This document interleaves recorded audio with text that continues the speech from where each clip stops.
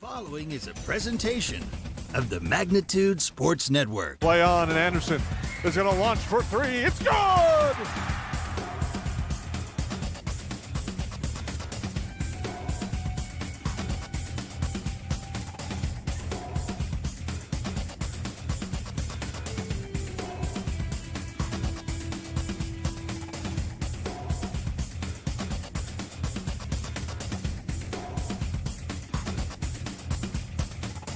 Payoff pitch, swing and a miss. It's a drop third strike. All he has to do is throw him out, and the West Fargo Patriots are your 2022 state champions. Now it's game time. Let's head up to the broadcast booth for the pregame show right now on Magnitude Sports. Good evening and welcome into the Hive as we're got some wrestling action in store for you tonight. Is kind of a storybook type matchup tonight as the Frazee Hornets come down the 10-mile trek to battle the hometown Perham Yellow Jackets tonight, and we'll have some information on what we think is the 82nd matchup against these two teams. So when you start thinking about things in your life that last 82 years, it's quite amazing, and that itself speaks volumes for what we're going to be talking about tonight, and how important it is and how far back people are probably talking about this. So tonight we're going to start out your action in the JV realm as the JV teams are warming up a little bit now, and we just switched the mat. We just got done with a 2-mat youth jamboree for pre-K through 6th grade, and just outstanding numbers for both schools, and it was fun to see all those young kids out on the mat. And it looks like Frazee's about ready to go with their JV group, and the Yellow Jackets are coming out, and it kind of speaks for itself, Jason. Oh, it definitely does. It's a rivalry that since my time here, it's always been exciting. I remember my first experience of Perham versus Frazee in Frazee. I thought I got there early, and it was 2 hours before the mat, and I couldn't match, and I couldn't even find a place to park or stand inside the gym in Frazee, and it was a crazy night that night. Don't know if the energy will be the same tonight. It should be a fun one. These two teams, though, it's always unique. The timing that they have at the end of the year as they get ready for that stretch run, for that section run, and it's a good precursor you see and help your teams as you get ready for that big duel. Right, and I think it's kind of purposeful that way. I think both teams get a lot out of this. I know that they scrimmaged earlier in the year, not so much scrimmage, but worked in the wrestling room together as we're on the Gene Sports Shop pregame show. Probably pregame show, as we'll redo this again when it comes to the varsity time. But they're really close, and we just saw them. Both teams battled at the Heart of the Lakes Conference. It was a little weird because of 9th grade state now, and so there were some kids not involved and left some open weights for both teams. But we did see a lot of maybe pre-matches to what we're going to see tonight, as I believe there were like 4 championship matches that took place there. So it's going to be a fun night of wrestling. I think we have 7 or 8 JV duels of how the kids lined up. You know, we're getting to that time of year, sickness, injury, those sorts of things. And then the one thing nice is there's a full slate of matches when we hit that varsity match, when the lights go down and they're ready to rumble on the mat. Well, one of the unique things, too, in the past, a lot of times this night was kind of already spoiled because the two teams would have met earlier in the year. A lot of times they've run into each other at those old Rick Lee duels in Bemidji. Now this time Perham was not in that event this year, and it's the first time really in a team competition that these two teams will square off. Right, and it's just a good rivalry, and you're bringing in a really good Hornets team. Last Guillotine rankings came out on Thursday, and they're the number 10 team in A.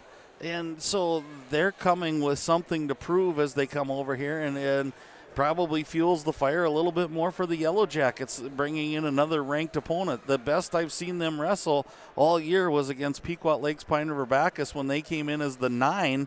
Ironically enough, they lose to Perham, go to 7 in the seeds, but the Yellow Jackets came out determined to show, hey, we can rumble with anybody on the mat, and they did that night. So again, I don't know that kids buy into it like we used to maybe, but I think it adds a little bit of spark to that fire when you see another team rated and they come to your home court. Well, I think it's an automatic target. It's a new target for you, and that's, hey, we want to beat the best, so here's a team that's ranked ahead of us. You want to try to, you get extra motivation trying to knock them off as much as possible. I know that's how it was when I was a player back in the day, and also, kind of in the coaching days, you see that you would try to use it as another motivational tool to get their kids inspired. Yeah, and it's good, and I think this is one of those matchups probably nobody needs to say anything. It's just kind of one of those that you probably both teams circle it at the beginning of the year going,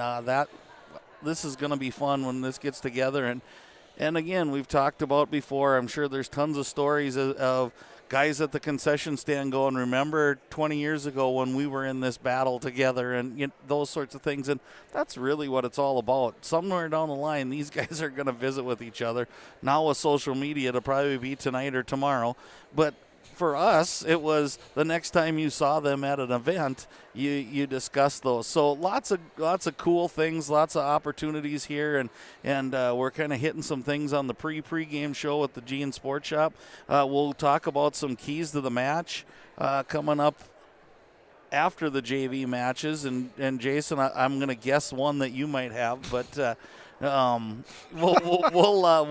talk about some of those as we get going, and then we'll hit some of your matchups with the JNL Nutrition Backyard starting lineup or matchups. And again, one thing we've learned is never expect anything, Jason, through this, because what we think probably is going to be about 20% correct. Oh, exactly. It's one of those prepare for the unexpected, and you try it. Coaches and wrestling legends are sitting there, they probably already have it scored in their head how they think it's going to go, but there's always one or two matches that kind of can throw that for a loop. Yeah, and that's one of the things that you just don't know about wrestling. There's that vaunted thing called the headlock, and all of a sudden you're up 11-0, and now you have lost. So lots of things can happen, lots of things going on. But, and again, for us, lots of things as I look through this. Tonight you're going to hear a lot of these names going through, and you're going to recognize some of the names of the athletes from other sports, whether it be on the football or cross country or baseball or those sorts of things. So, and again, we're on a little bit early. This is kind of the pre-game show from Gene Sports Shop. We got a lot of things that we'll talk about this evening. Reuter Family Dentistry has pins to win. We'll cover these JV matches. We'll get some of our sponsors in. Perham Health has blood timeout and KLN scoreboard, and we'll hit more as we get going. So we're going to step away for a little bit as they're getting ready to roll, and we'll come back when we have our first wrestlers on the mat. Welcome to Nias Family Sales, located just north of Highway 10X in Perham. Stop in today or visit NiasFamilySales.com to view the quality inventory of pre-owned cars, trucks, and SUVs. Nias Family Sales can offer financing options to fit your needs, no matter your credit history. Nias Family Sales also has an experienced and reliable parts and service department that's open extra hours to help fit your hectic schedule. Nias Family Sales, the Lakes area automotive leader since 1999. Welcome to Gene Sports Shop, located right on Main Street in Perham, Minnesota. We offer a full line of sporting goods and have everything you need for your next hunting or fishing adventure. As a third-generation family-owned business with over 60 years of experience, we pride ourselves on great customer service from our friendly, knowledgeable staff and are open 7 days a week for your convenience. We have you covered on all your fishing and hunting needs and have a great selection of clothing, bait, tackle, firearms, ammunition, and a full archery department. Gene Sports Shop, located in Perham. New Horizons Realty has a beautiful home available on Devil's Lake.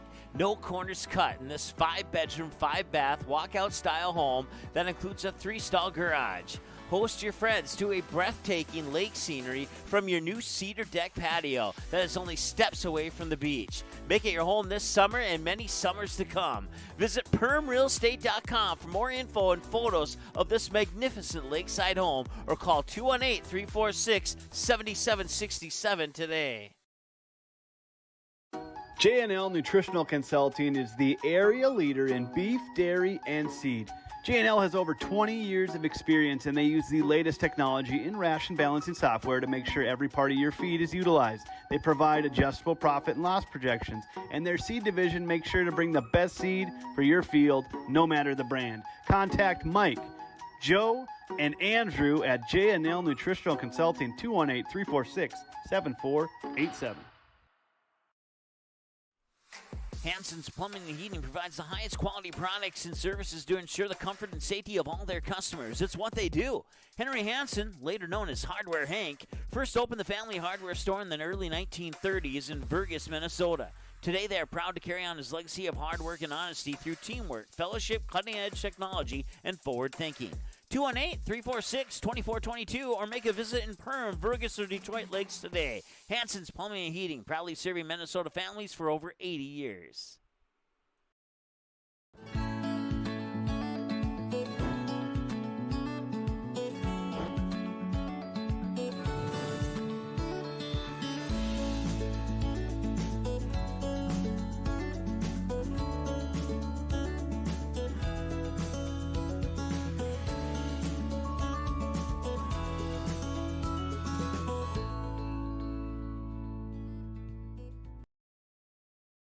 Located in Lakes Country of Minnesota, you can find 7 unique Find Your Goose destinations to enjoy. It's about recognizing the moments of happiness on your journey of life. The places you go and the people you meet become your community. Here at Find Your Goose, community is our priority. Find Your Goose businesses are guaranteed to have a friendly staff, high-quality products, and a commitment to giving back to the community. 7 unique locations. A million reasons to visit. Come find your goose. There's something for everyone.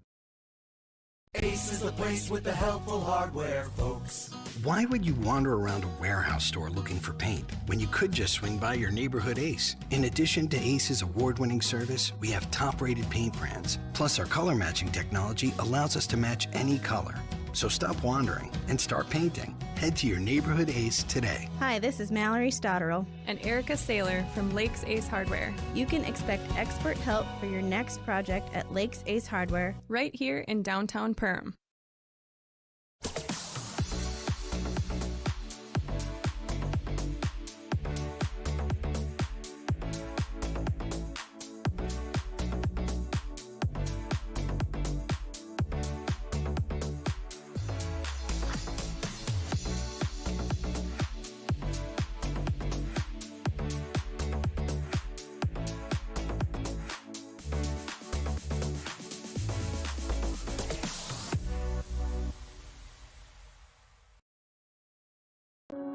There is a voice inside of you.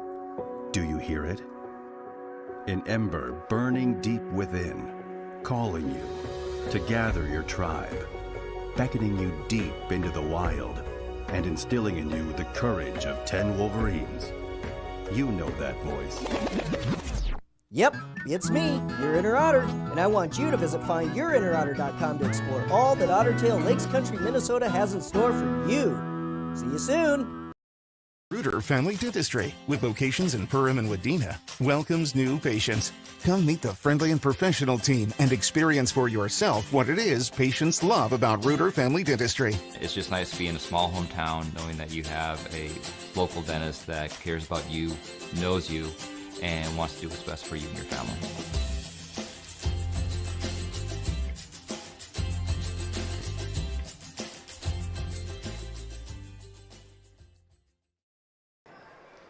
Well, welcome back into the Hive. I just realized, I was told by my co-part here that I didn't even tell you who we were. So we're in here in the Hive with right alongside Jason. I'm Lance Rock, and we're here to bring you some wrestling action tonight. We're going to start in the JV action tonight as we head out. We're going to have Kelvin Berry for the Jackets against Raymond Sanchez for the Frazee Hornets. So, again, here we are in the first bout of the JV match of the Hornets-Jackets. Berry for the Jackets, Sanchez for the Hornets. Again, it looks like time is allowing. We went minute and a half last time we're going full 2 minutes, which is good. Here's a attempt at a headlock throw by Barry. Sanchez just does exactly what they teach you in youth wrestling. He sat in the chair and got the takedown, but Barry escapes 2-1 in favor of Sanchez with about 1:20 remaining in the first period. Again, Barry in on the shot. Looks like we're going to have about 7 JV matches here tonight, give or take, depending on what happens. But 7 here, we're looking at a throw. Sanchez is doing a good job. Barry slides over the top of him, now has him in a really good position, getting some near fall points. Again, that shoulders up. Barry's putting a lot of pressure on, but as he does, Sanchez does a nice job of just surfboarding right over the top. But again, Barry holds control of it. And he's got his 3 points sitting on the mat. The official, Mr. Beach, says there's 3. Haven't awarded it yet because we're still in that headlock position. But nice job by Kelvin Barry from Perham. And Sanchez just kind of is dangerous because he goes right over and looks like he might get a reversal out of this. And actually reverses and puts Barry right on his back. So we're going back and forth, and Barry realizes where he's at. He's trying to slide off the mat here quick. Short time remaining, and we got all kinds of points going. And when we're all said and done, it's going to be 7-6 in favor of Raymond Sanchez from Frazee. 10 seconds remaining in your first period. Lots of action in this first one, so a good start to an exciting night. Potentially dangerous, so we'll start over. 4 seconds remaining in the first period.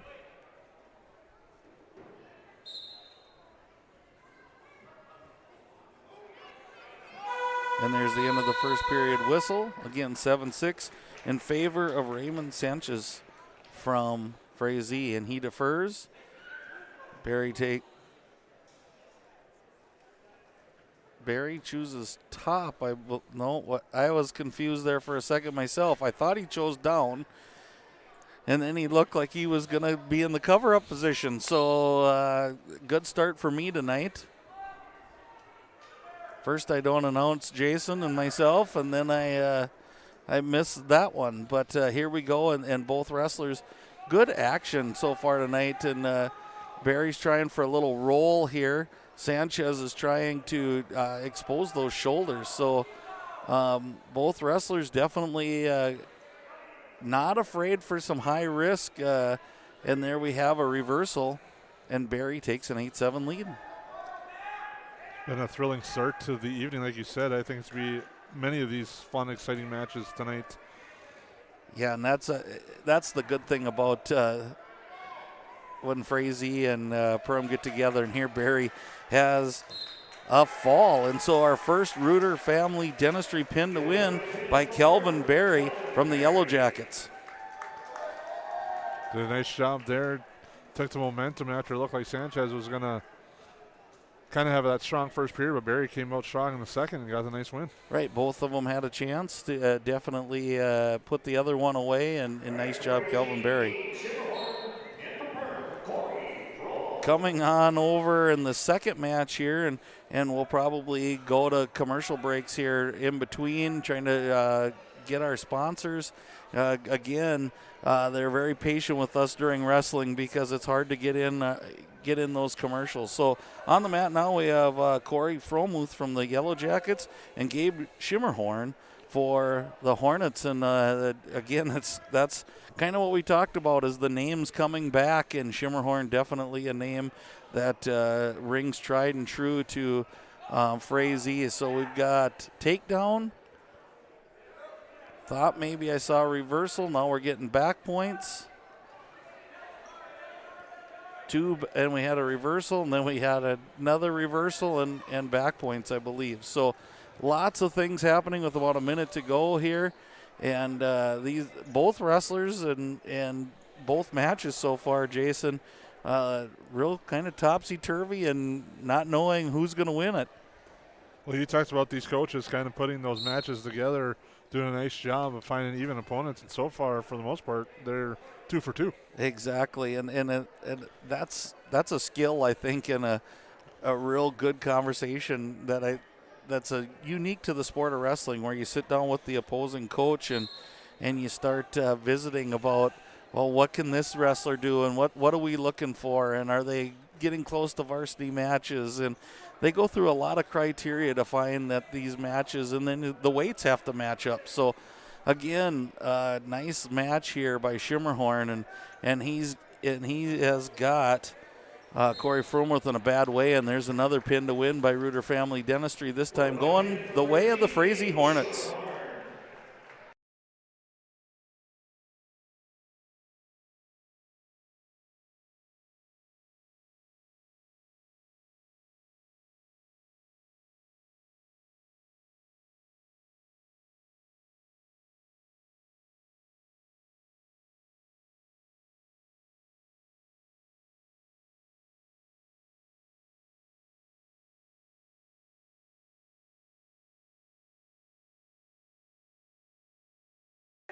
And welcome into the Hive. We have Evan Sierra on the mat for the Yellow Jackets, Jesse Rollins, and Sierra shot in on a nice shot, and Rollins had a beautiful counter that threw into a headlock situation, and now he's got Sierra in a bad way, and Sierra's fighting with all of his might to you have a really good view of it here, and Sierra, oh wow, he does something that a lot of kids don't do. He got out of that really tight headlock, and now he's down 5-0. Hasn't quite got the escape or the reversal yet. Got his arm in there, but Rollins doing a nice job hanging onto that leg, and I think he's going to have to return him to the mat eventually here, get him a cut. There's the escape. And so 5-1 in favor of Rollins over Sierra. And watching Sierra a few times and having him on the Magnitude Sports Network, he's kind of one of those that we talked about, those high-risk, high-reward wrestlers. He's got a motor, and he's not afraid to use it. Well, that's kind of been the story of our night in our first 2 matches, and now we got another nice takedown there. Yeah, and it cuts the lead to 5-3, 30 seconds remaining here in the first, and Sierra cuts him. So, again, 6-3, Sierra right back in, but Rollins does a nice job this time just hanging on to that, and a nice job. No, he's got him cradled up, so let's see. He should be getting back points, and there they are. Nice job by Sierra. That was a really tough switch that he made there.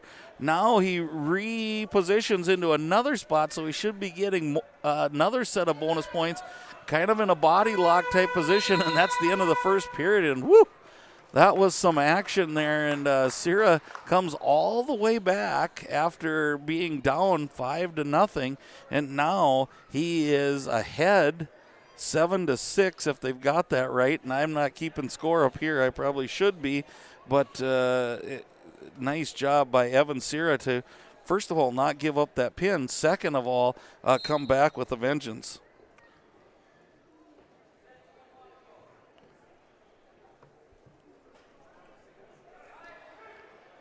There's 2 points. And again, I think it's, Jason, you kind of said it well. These wrestlers are well matched up.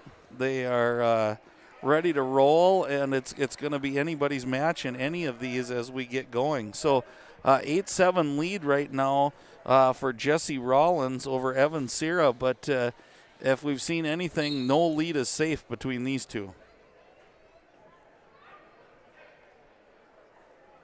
Again, we're in our third of 7 JV matches on the night, so we'll do those. We'll kind of take a little break, kind of reset ourselves up for the scoreboard and all those good things, and then we will come back for the Gene Sports Shop pregame show. We got a clasp here on Rollins, so it's going to be a point Sierra. He'll give him a little chance to get out, and when he doesn't, that's a technical violation. 1 point Sierra. We're all knotted up with 1:20 to go here, and so good for Sierra. Now Sierra can get the escape, retake that lead, or get a reversal, and give him some leeway there. As I say that, Rollins says, "Let's go both up." He's had a good leg series, getting a good single leg. But Sierra also has been equally kind of that high firepower. So now both going upper body. Sierra goes to throw, and that didn't work out so well. Sierra goes for the big headlock throw, and Rollins just kind of muscles him down to the mat. So it's 10-9, but we've got back points coming. Makes it 13-9 in favor of Rollins. Sierra's back up, but no escape awarded. So 13-9, 47 seconds remaining.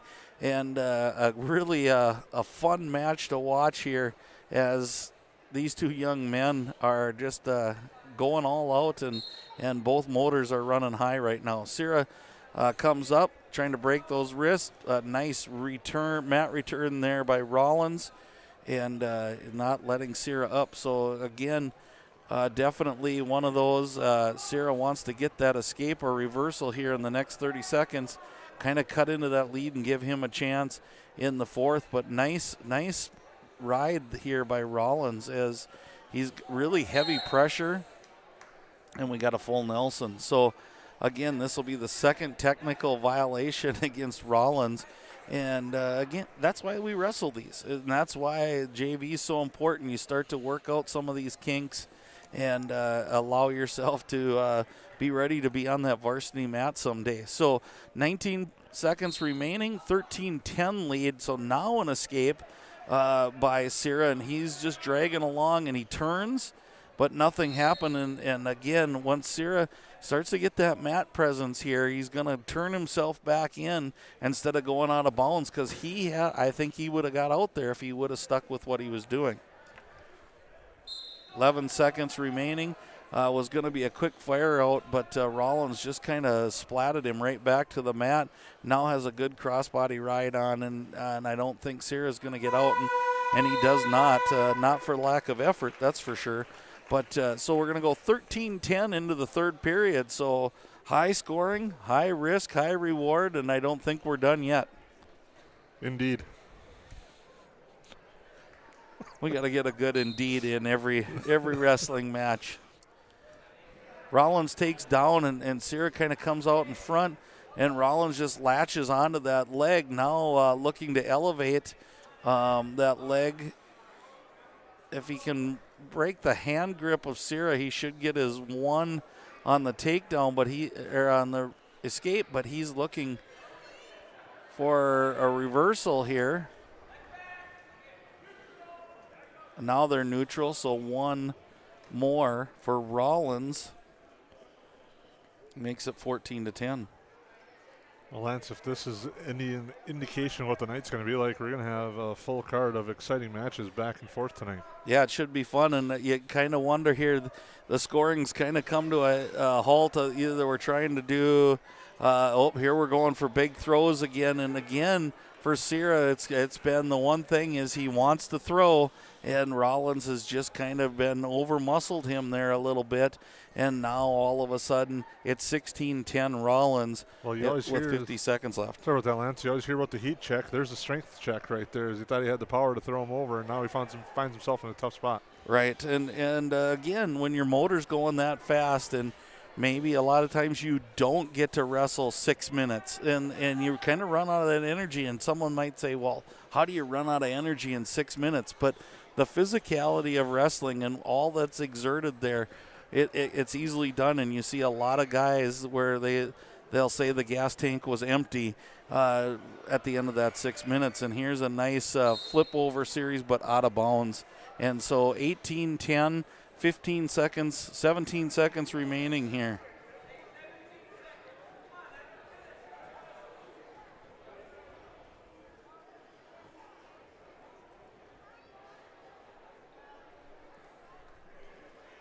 Again, we have seven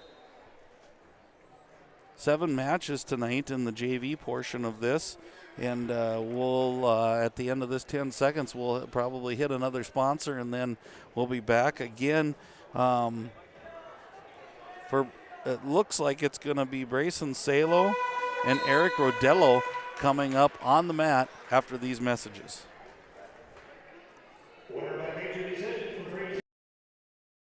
Soda Lake Properties is a property management company that offers a wide range of local services year-round. Yard care and landscaping services in the spring and summer, and snow removal and watercraft solutions in the winter. They also offer interior design services that will make your home or office look refreshed and inviting. Not to mention soda cleaning services for residential and commercial buildings, along with construction sites. To learn more about all these services and the revolutionary zero-res carpet cleaning, visit the website today. Just type in sodalakesproperties.com. Back on the mat here at the Hive, Bryson Salo against Eric Rodello. Rodello had some varsity experience last year. I remember him at the HOL, the Heart of the Lakes Wrestling Conference, and he's got Salo kind of in a bad way. Both tried a shot while we were away at commercial. Rodello won the day on the shot. Now in a heavy ride, trying a little bit of a tilt, trying to get that arm power half. Salo's trying to kind of belly out and scrunch with him, but Rodella uses that chest so well, and he has Salo in a bad way, and there's the fall. And so a Reuter Family Dentistry pin to win for Rodello, and we'll be back after these messages.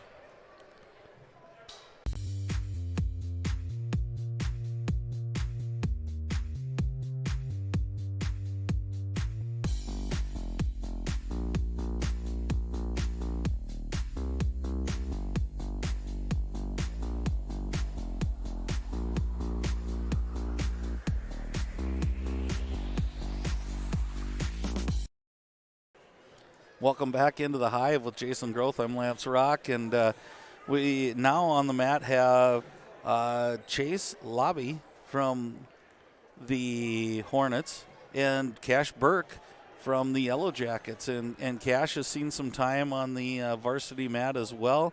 Rory Lindquist went through a little injury, and kind of a preface to our night. It's senior night tonight, so we'll talk more about that in our Gene's pregame show, Gene Sports Shop pregame show. And it might be part of our Goose Group Keys to the Match.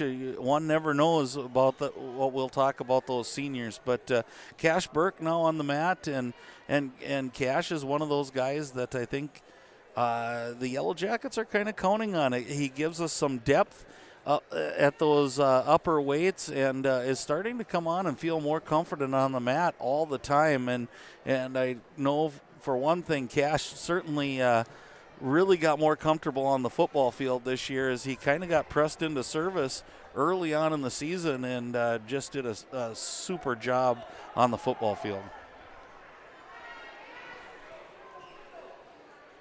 Burke in on the shot, but nice job there by Chase Lobby to just fend that off and then get into that front headlock position, which is really a tiring, but there was that's the confidence that I was talking about out of Cash Burke. He, instead of panicking being underneath, he just flipped those hips, and if he would have been in the middle of the mat, I think it would have been takedown Burke, but as it is, they're both off the mat, restart in the center with 15 seconds remaining. And something for Cash to build on as this period closes, try to get those first points and carry that momentum into the second, but there's some heavy hands there to start on this little lockup. Yeah, I like it, and we're at the end of the first period, and I agree. Jason, you said it just eloquently. This is perfect. That and I shouldn't sound so surprised, so forgive me for that. But that's what I've been reading more and more about wrestling. Is a lot of it's physical, but a lot of it's that kind of that mental gymnastics, they call it, where you have to be in control. And when you get that first time where you're in a bad spot and all of a sudden you find your way out, all of a sudden that confidence level just soars through the roof and you go, hey, I got this. That being said, escape there by Lobby puts him up 1-0, but I'm waiting for Cash to just kind of to get real fast, and you're seeing, I think, just what you said, Jason. Those collar ties and are coming a little bit harder. They're a little bit more power to them, trying to wear down this wrestler. And again, using those heavy hands, just trying to weight down that wrestler. And, if you've ever carried in the salt to your water softener. You know what it feels like to have something dragging on both arms. That's kind of what it feels like when these wrestlers are pulling and tugging and heavy on the head. It's a lot of weight for them to go for 6 minutes.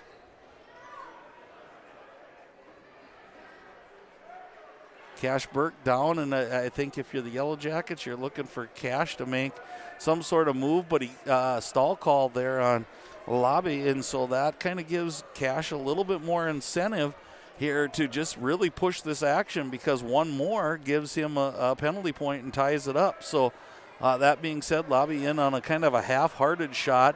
It looks like Lobby might be a little tired, and Cash is wearing on him, I think.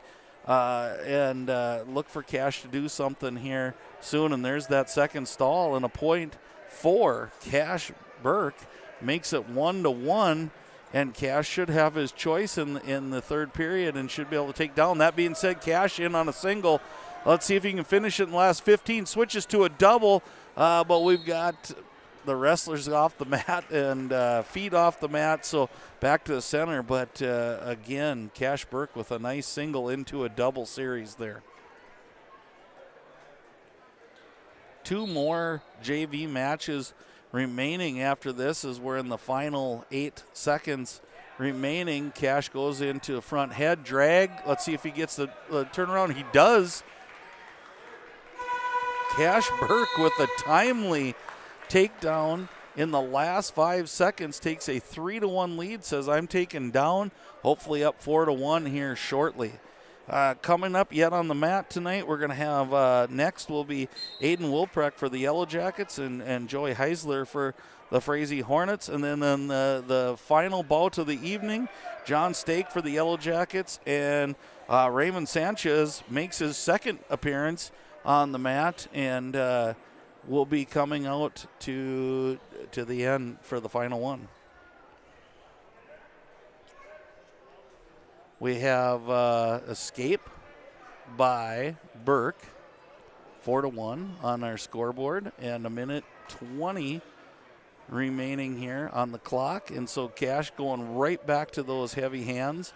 Again, nice pull there. And those are the type of thing. There we go. We got front headlock action, and he spins. Nice job, Cash Burke. He should get his 2 for sure.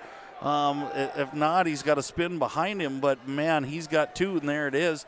So 6-1 lead now for Cash Burke, and this is the type of things where Jason's talked about in the past. Now all of a sudden you start to work and see if you can get that major, and because those are the things that as you get to that varsity level, can you get to those bonus points, and that might be one of those Goose Group keys to the game. And here's Cash Burke. He got it in tight, and there's a fall. So another Reuter Family Dentistry pin to win by Cash Burke.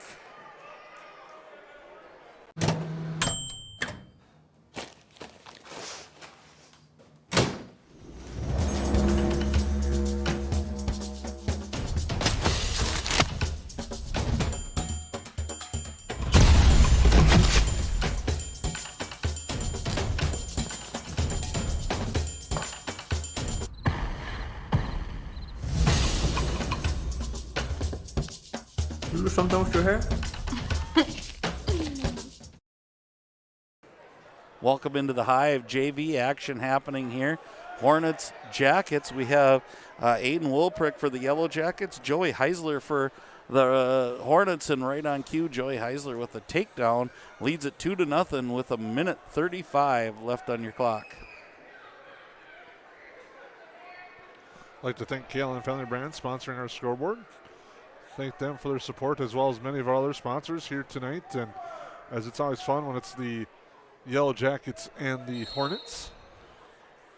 That is correct. And 2 back points we have there, so 4-0 lead for Heisler. We have a full Nelson, so 1 point for Wilprick. Wilprick still in a down position, so 4-1. Heisler with 1:20. And yeah, our sponsorship has been fantastic, and we'll look forward to after the next match here, we'll get the Gene Sport Shop official pregame show. We'll talk to you about the Goose Group keys to the match. We'll look at the JNL Nutrition backyard matchups, at least how we think they're going to go on paper, but we'll see later. And here is an escape by Wilprick, making it 4-2. We'll have some blood timeouts, I'm sure, throughout the evening, sponsored by Perham Health. You've already heard the Reuter Family Dentistry pin to win multiple times in this JV match. We'll be choosing one of those really good pins at the end of the varsity match for the United Community Bank ATM pin of the match. And it looks like we may get another Reuter Family Dentistry pin to win here as Wilprick is down. His shoulder still kind of hoisted up in the air, but reposition here. And nice job by Heisler to reposition, elevate, but good fight by Wilprick. But again, sometimes that fight leads you into a tighter spot, and 15 seconds to go here. So let's see if Wilprick can hold on here as Heisler repositions himself one more time.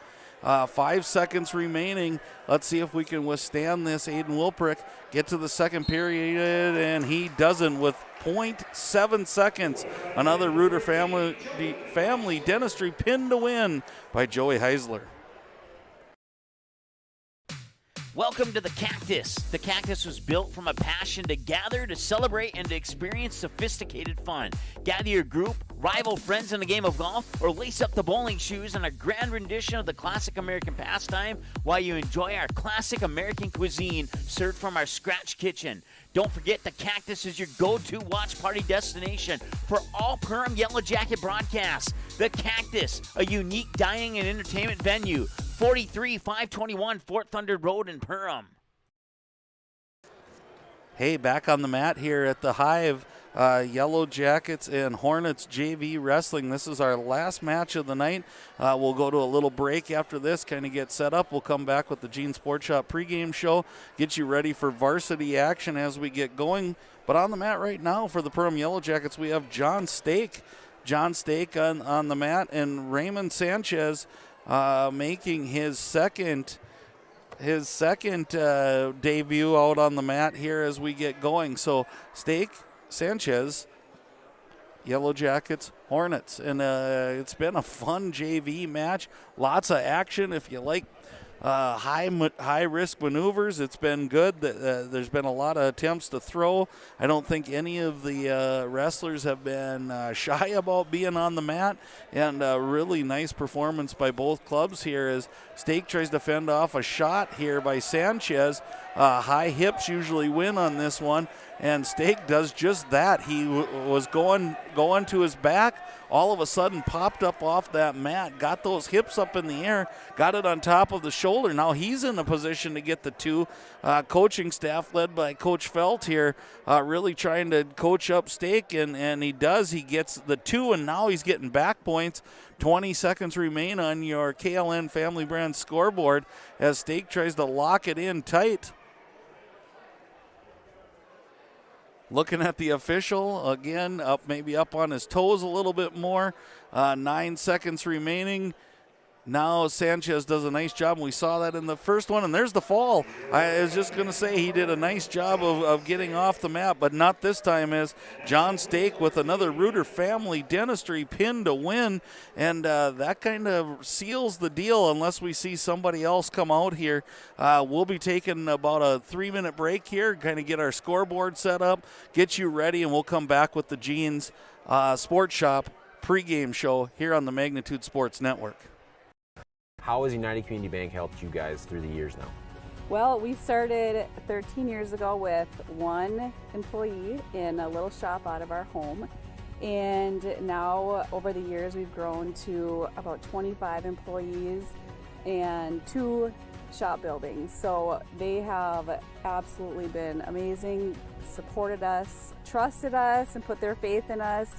We just really couldn't have done it without United Community Bank. They are just really supportive.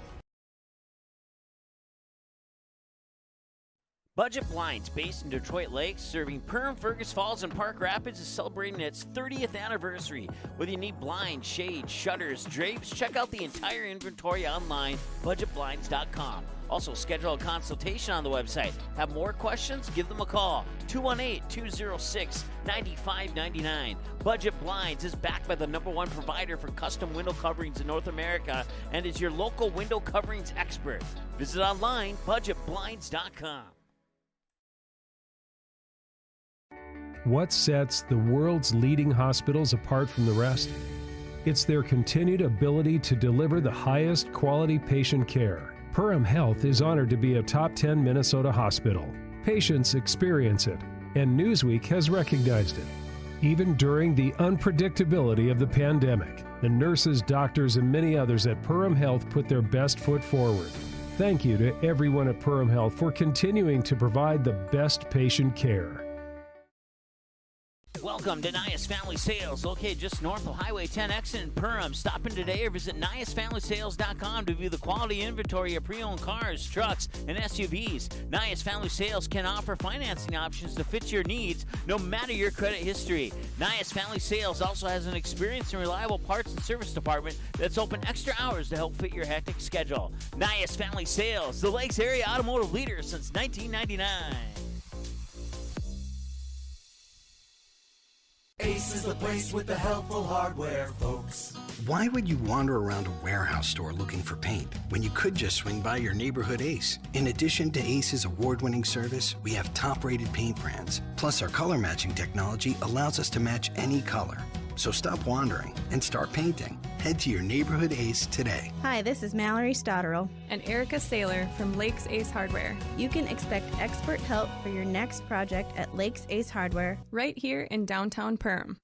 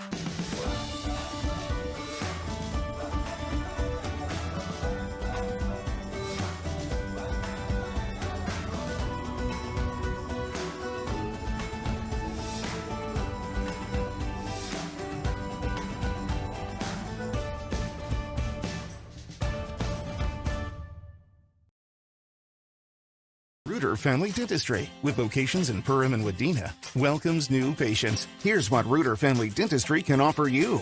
We offer wisdom teeth removal, sedation dentistry, dental implants, root canals, cosmetic dentistry, and Invisalign. The fact that it can be done here is really important for me because, it's a chore sometimes getting all your maintenance done. So if it's all done in the right place, that makes it a lot easier.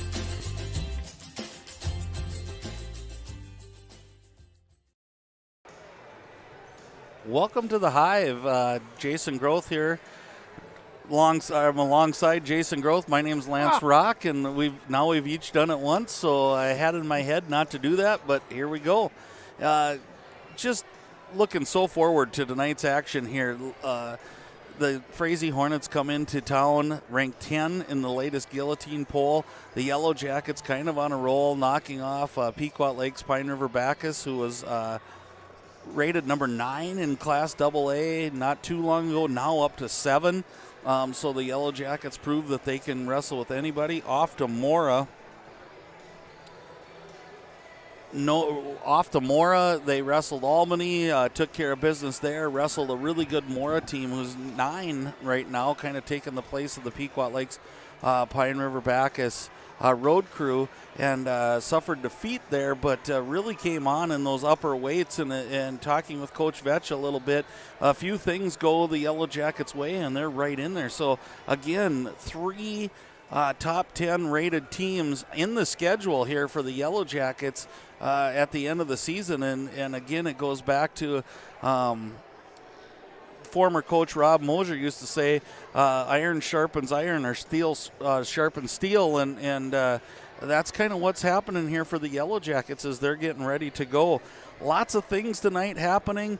We have senior night. We've got things that go on. And, Jason, it just seems like when you get all of those different type of things happening, it just adds to the suspense of the night. Oh, it definitely does, and it adds to the emotions. It's, like you said, the last time, barring for regular season for the Yellow Jackets at home, they're expected to possibly host a home round here this year in Section 8-2A. So, again, you always have that emotion of being potentially the final time for those seniors here on the mat at home. Yeah, and when you honor them, and again, it's like this in every sport, and wrestling's really, obviously, you can probably tell by listening to me, has really become, has a special place in my heart, and I know how hard, looking across to our view is really great of the wrestling room right here, and I know all the blood, sweat, and tears that go in from being a pre-K wrestler all the way to making it to this point where you're a senior wrestler and coming out on those mats, and I know all of the guys that are their teammates, they want to help them go out with a win tonight, and so all those emotions come into play. Well, it's kind of unique too. We kind of saw like the path of wrestling here tonight. The early jamboree that you talked about, then you go into the JV and now into the varsity match, so you kind of got a taste of it all if you're here in attendance. And you mentioned the new wrinkle with the 9th grade wrestling team going to the wrestling state as part of the varsity and JV, but the 9th grade state, a unique opportunity there as well. So you kind of got to see the culmination of starting with the youth all the way up to here tonight to the seniors. Exactly, and it was fun. It's fun to watch those jamborees because there's no scoreboard, there's no medals, there's no ribbons. They just wrestle to come out and wrestle, and most of the kids have a good time, and you watch kids run to their favorite wrestler as they were the officials during that time. So talk about giving back to the sport that you love. All of those things happen. So this is Gene's Sports Shop pregame show. We're gonna step away for a few minutes here, and we'll come back with the Goose Group keys to the match. And we're usually pretty rock solid on one, no pun intended, but we will go through those after these messages. Welcome to Gene's Sports Shop, located right on Main Street in Perham, Minnesota. We offer a full line of sporting goods and have everything you need for your next hunting or fishing adventure. As a third-generation family-owned business with over 60 years of experience, we pride ourselves on great customer service from our friendly, knowledgeable staff and are open 7 days a week for your convenience. We have you covered on all your fishing and hunting needs and have a great selection of clothing, bait, tackle, firearms, ammunition, and a full archery department. Gene's Sports Shop, located in Perham. New Horizons Realty has a beautiful home available on Devil's Lake. No corners cut in this 5-bedroom, 5-bath, walkout-style home that includes a 3-stall garage. Host your friends to a breathtaking lake scenery from your new cedar deck patio that is only steps away from the beach. Make it your home this summer and many summers to come. Visit PermRealEstate.com for more info and photos of this magnificent lakeside home, or call 218-346-7767 today. Say hello to Taylor Doll at the Backyard. Taylor keeps the store filled with your pet's favorite pet food, pet treats, and pet toys. Hard to find items like retractable dog leashes and pet supplements. The Backyard also carries everything you need for your livestock and poultry operations. Are you a bird watcher? The Backyard has one of the best selections of bird seed, suets, and feeders in the area. And finally, don't forget to book a spa day for your dog with one of our professional dog groomers. 218-346-7487. Here at The Nest, we know that people gather over food and drink. We want to help you bring your loved ones together over a cup of coffee in our beautiful coffee shop, or over a home-cooked meal using our wide selection of the best kitchen tools. Nest's inviting atmosphere is the perfect place to catch up with friends or savor one of our fresh-baked pastries. Early riser? Don't worry, you can wake up with one of our signature specialty coffee drinks. We hope to make your day at The Nest, 902 Market Street in Perham. Welcome into the Hive, and again, we're in the Gene's Sports Shop pregame show here, and just the atmosphere is starting to build. Jason talked about early on pre-K through 6th grade, then 7 JV matches that kind of were a 50-50 toss-up as we went. A lot of high energy, and now getting ready to get into that varsity type of experience, and I guess we'll get right into it. We're going to look at the Goose Group keys to the match, Jason, and I'll be disappointed if you don't have one, but then I'll probably have to bring it up. Well, it's a staple of my broadcast, or our broadcast, when I'm on the air with you. And I think tonight especially, you can't give up too many of those bonus points. I mean, especially in the matches that you know you're going to win. or are expected to win, that's where you got to pile them on. And those matches where you're on the other side of things, you got to kind of keep it as close as you can. Right, and I'll tag off of that a little bit, and I'll go as far as saying, don't lose the matches you're supposed to win. And there's always that surprise match that just kind of takes you, like, you think this kid's coming out and everything's going well, and then all of a sudden, bang, disaster strikes, and all of a sudden you lose that match, and then you kind of free fall a little bit trying to pick up that momentum. So I think if you're both clubs, you want to win those matches that you believe that you're going to win. And then I think the next one is win those toss-up matches. There's always, in every match, it seems like there's 3 or 4 that you can count on you're going to win, and there's 3 or 4 that you think, I don't think we can win those, and then there's 3 or 4 that you go, somebody's got to win it, but I don't know who.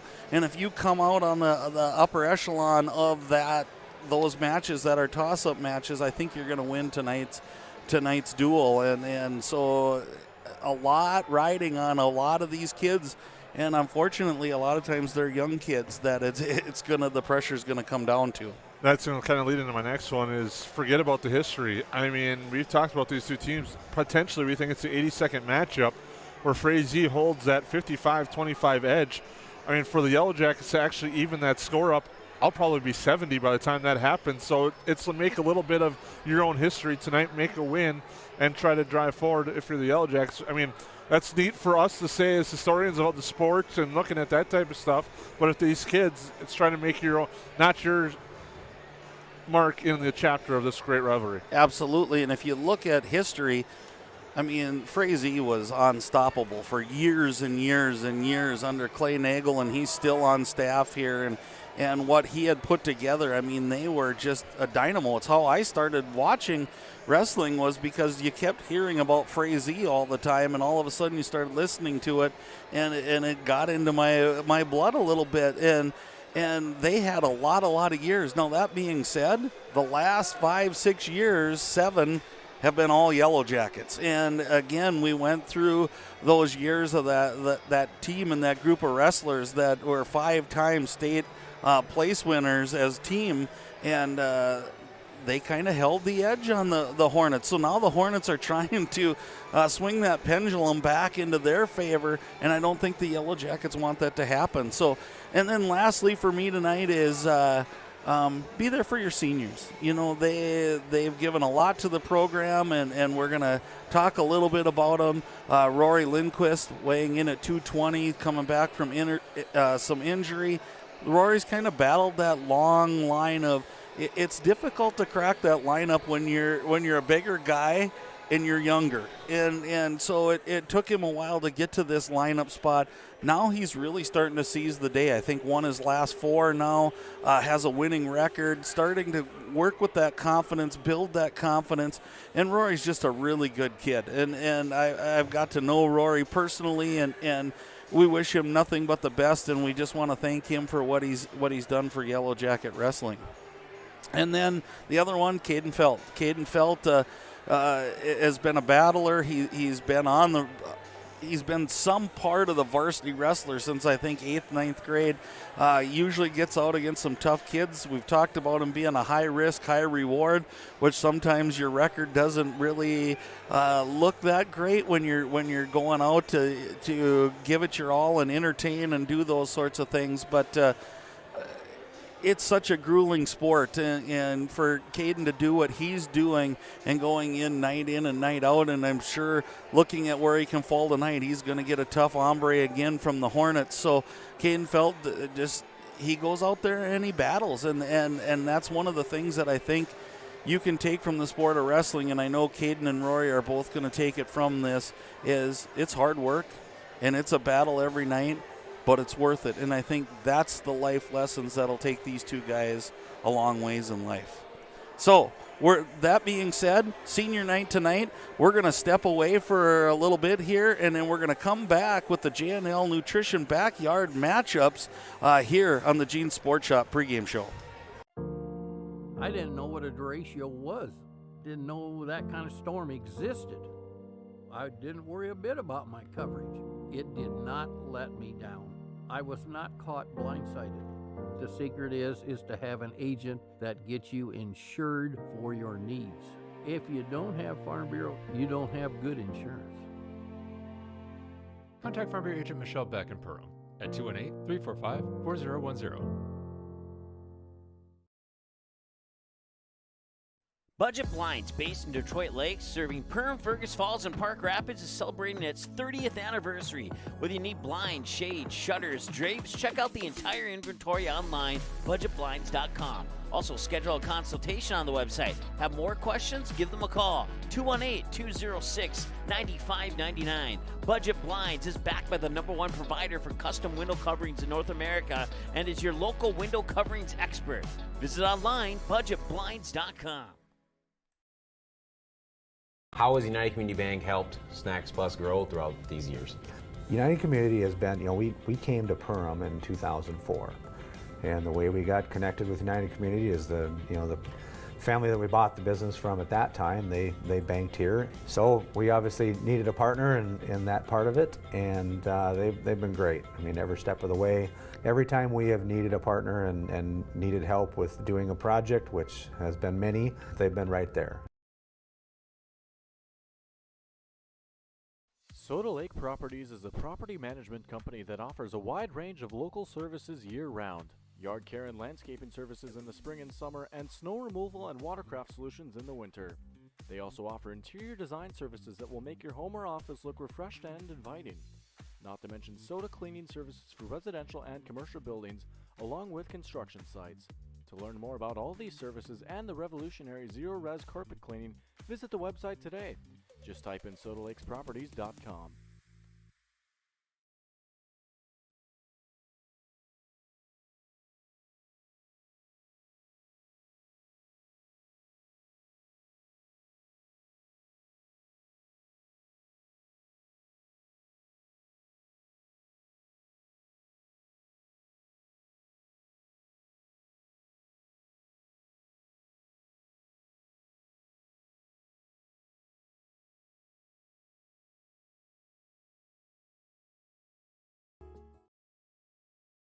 What sets the world's leading hospitals apart from the rest? It's their continued ability to deliver the highest quality patient care. Perham Health is honored to be a top 10 Minnesota hospital. Patients experience it, and Newsweek has recognized it. Even during the unpredictability of the pandemic, the nurses, doctors, and many others at Perham Health put their best foot forward. Thank you to everyone at Perham Health for continuing to provide the best patient care. Welcome to the Cactus. The Cactus was built from a passion to gather, to celebrate, and to experience sophisticated fun. Gather your group, rival friends in a game of golf, or lace up the bowling shoes in a grand rendition of the classic American pastime while you enjoy our classic American cuisine served from our scratch kitchen. Don't forget, the Cactus is your go-to watch party destination for all Perham Yellow Jacket broadcasts. The Cactus, a unique dining and entertainment venue, 43521 Fort Thunder Road in Perham. Hanson's Plumbing and Heating provides the highest quality products and services to ensure the comfort and safety of all their customers. It's what they do. Henry Hanson, later known as Hardware Hank, first opened the family hardware store in the early 1930s in Fergus, Minnesota. Today, they are proud to carry on his legacy of hard work and honesty through teamwork, fellowship, cutting-edge technology, and forward thinking. 218-346-2422 or make a visit in Perham, Fergus, or Detroit Lakes today. Hanson's Plumbing and Heating, proudly serving Minnesota families for over 80 years. Welcome back to the Hive. We're getting set as Frazee just leaving the mat, warming up. We'll talk about, again, we've got senior night honoring Caden Felt and Rory Lindquist. A lot of things going on and a lot of pregame type stuff happening here. So we're just happy to have you here. We're on the Gene Sports Shop pregame show. We talked about the Goose Group keys of the match, and now, again, I think Jason will look at the J&L Nutrition backyard matchups. And I think it's one of those nights that we can throw names out there again. It might be thrown out at a dartboard. And as we look at it, I think there's going to be some moving. And one of the keys to the match that we didn't talk about might be the coin flip, and who wins the coin flip and who has to show first on evens versus odds. might make a change in who's throwing out athletes where. But as we're going right now, at 106, we'd have Dresden Wegscheid for the Yellow Jackets. He's a 9th grader, 12-13 on the season, going up against 106 Cash Osterman, 19-3, rated number 10 in the state. At 113, the Yellow Jackets have been sending out Chevy Heron, an 8th grader, 3-9 on the season, against Liam Ham, an 8th grader, 4-12 for the Hornets. And you're going to start to see those matchups where Frazee's probably looking for points and the toss-ups and where the Yellow Jackets are. So as we go through this, again, this is those matchups we don't know if it's going to happen or not. At 120, Ike Adams, an 8th grader, 16-8 for the Yellow Jackets. Ike's really just kind of turned a corner to look so much more confident on the mat, probably over the last 3 or 4 weeks, and that record shows it. For the Hornets is Blake Sonnenberg. He's a 7th grader, 2-12. Got to watch Blake wrestle at the HOL, and a nice young wrestler there for the Hornets, so don't let that record deceive you. At 126, the Yellow Jackets have been sending out Tegan Detloff, an 8th grader, 17-7. For the Hornets, it's been Brady Bora, a junior, 5-16. You probably recognize that Bora name. He had a brother wrestle not too long ago. Again, as you look at the Yellow Jackets, you see that youth, 9th, 8th grade. Finally, at 132, we get to an upperclassman in Chandler Mickelson, and those of you who followed the Yellow Jackets really know what Chandler brings to the table. He's a junior, 24-7. And he will be going up against, on paper, Cade Nagel. I don't have a record for Cade. I tried to take the records from the HOL tournament, but I believe Cade was in one of those 9th grade state team, or he's 10th grader, so he didn't wrestle at the HOL. Sorry about that. At 138, Carson Byer, an 11th grader, 20-9 on the season, and Carson might be arguably the most improved wrestler in the Yellow Jackets over the last couple of years. As you watch what he's done on the mat, it's been fun to see.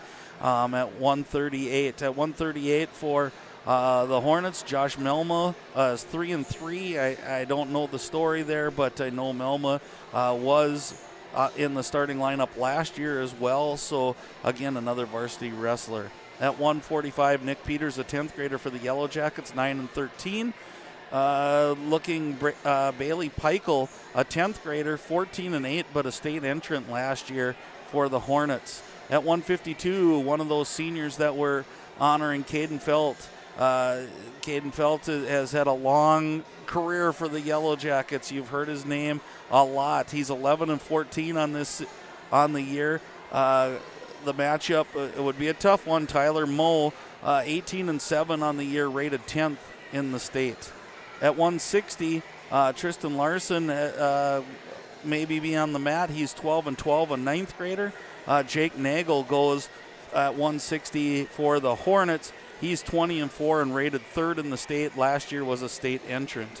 At 170, Logan Gook, another 9th grader, 5-16, and Logan's really kind of turned that corner watching him wrestle on Tuesday. And what he's starting to put together here looks good for the Yellow Jackets, especially having a couple 9th graders at those weights this year. But tonight would get a tough hombre in Preston Mayfield, who is 19-3, rated number 10 in the state of Minnesota. Preston's a junior. At 182, Braylon Rock, a junior, going for the Yellow Jackets. Braylon off to a really, really good year, 21-4 on the season. Would be a rematch of the HOL Conference Championship if it is Max Rue. Max Rue is a senior, 17-7. Rock got the best of him at the HOL. Jack Graham may have also weighed in at that, so that you're going to see there's going to be some movement in what they do. At 195, Hudson Hackle, another junior, identical record, 21-4, so definitely a spot where the Yellow Jackets start to think this is where we need to be. Hudson gets another tough customer in Daniel Graham, a senior, 13-6, was also a matchup from the HOL Conference Championship, where Hudson got I believe, like a 6-2 victory over Graham to become the conference champ. At 220, the second and a final senior for the Yellow Jackets, Rory Lindquist. Like we talked about Rory, what a great kid, and has really come on to his own here as the season's gone on. That record is just continually climbing. It's 12-10 right now. Just doing a fabulous job for the Yellow Jackets, coming back from a little dinged up injury and coming back and really ready to wrestle. The penciled up matchup would be at 220, Derek Zitzo, junior from the Frazee Hornets Wrestling, 4-3 on the season. And I believe they saw each other as well in the third place match at the HOL conference, with Lindquist getting the win. At 285, Jackson Vetch, a junior for the Yellow Jackets, 17-12. And if those of you who haven't watched Jackson Vetch wrestle, you definitely need to stay tuned for the whole match, because he is fun to watch. He has one vicious throw, and you just don't know when it's coming. And it's so fun to watch him just become more and more confident with it. Somebody once said it's kind of like Novocaine. Just give it time, it's going to work. And he would be wrestling against Xander Kohler. Xander Kohler 12-9 on the season, and that was also a matchup from the HOL. So a lot of these guys just saw each other last week, but again, it's going to be one of those fun matchups as we're going to see how people go up and down the lineup. So coaching staffs for the Perham Yellow Jackets: head coach Dave Vetch, assisted by Kyle Trout, Kevin Felt, Aaron Lawrence, and Ty Haverland. For the Frazee Hornets, Travis Nagel is your head coach, assisted by Marty Aho, Clay Nagel, Steve Wilkowski, Mike Ham, and Dennis Schimmerhorn. So that was a lot of me, Jason, but it's hard to go through the lineups and kind of break through there, but I'm about guaranteeing you we're going to see moves. Well, I agree. It's going to be, I think the coin flip will be huge to see how you match up. You look at what you described, it seems like the Hornets might have that advantage at the lower level. They'll be at the lower weights. We'll see how the Yellow Jackets, they seem to match up and have the advantage at the upper weights. So, and those key matches in the middle, I think, will determine this duel tonight. Right, and if you look, the Hornets are really just kind of stacked from 145 to 170. Between Peichel being a state entrant, Tyler Moe rated 10th, Jake Nagel rated 3rd, Preston Mayfield rated 10th. That's going to be the places I think your bonus points are going to be. They're going to have to hold those bonus points off, where maybe you're giving up a tech fall instead of pin, and those might be the matches that are almost more key than some of the other ones. So, and again, like you said, you look going down the list, depending on what happens, from Rock to Hackle to Lindquist to Vetch, kind of probably a spot where the Yellow Jackets are looking to make some hay. So, again, I think it's going to be one of those matchups tonight that it's going to be fun from start to finish. Again, we're kind of holding off so that all the people who want to get here can see this, and that we're on with you. So again, we'll come back on the Gene Sports Shop pregame show to kind of wrap it up and get ready to roll with this Highway 10 matchup tonight.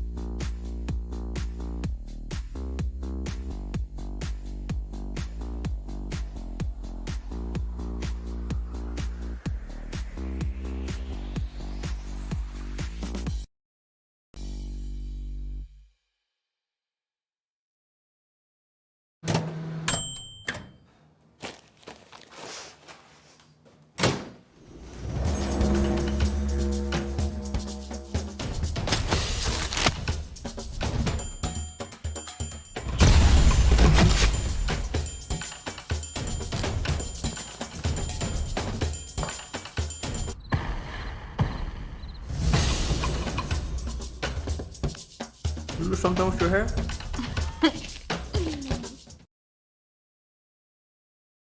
Welcome to Nias Family Sales, located just north of Highway 10 exit in Perham. Stop in today or visit NiasFamilySales.com to view the quality inventory of pre-owned cars, trucks, and SUVs. Nias Family Sales can offer financing options to fit your needs, no matter your credit history. Nias Family Sales also has an experienced and reliable parts and service department that's open extra hours to help fit your hectic schedule. Nias Family Sales, the Lakes area automotive leader since 1999.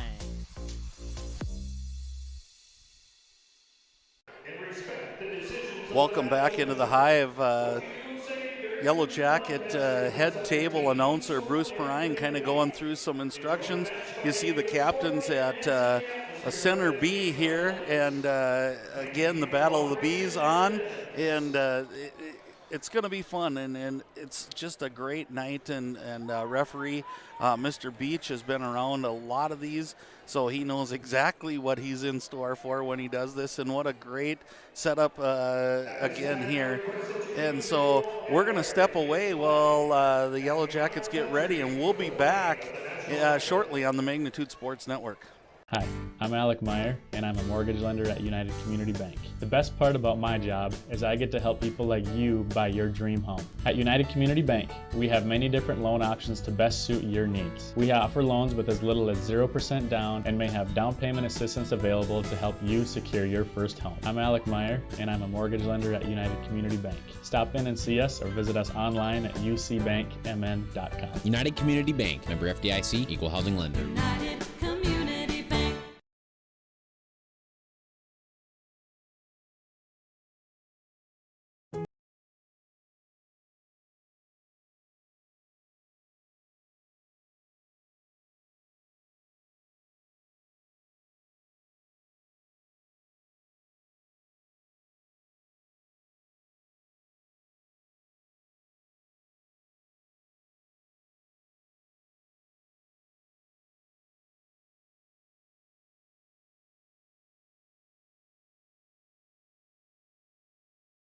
Budget Blinds, based in Detroit Lakes, serving Perham, Fergus Falls, and Park Rapids, is celebrating its 30th anniversary. Whether you need blinds, shades, shutters, drapes, check out the entire inventory online, budgetblinds.com. Also, schedule a consultation on the website. Have more questions? Give them a call, 218-206-9599. Budget Blinds is backed by the #1 provider for custom window coverings in North America and is your local window coverings expert.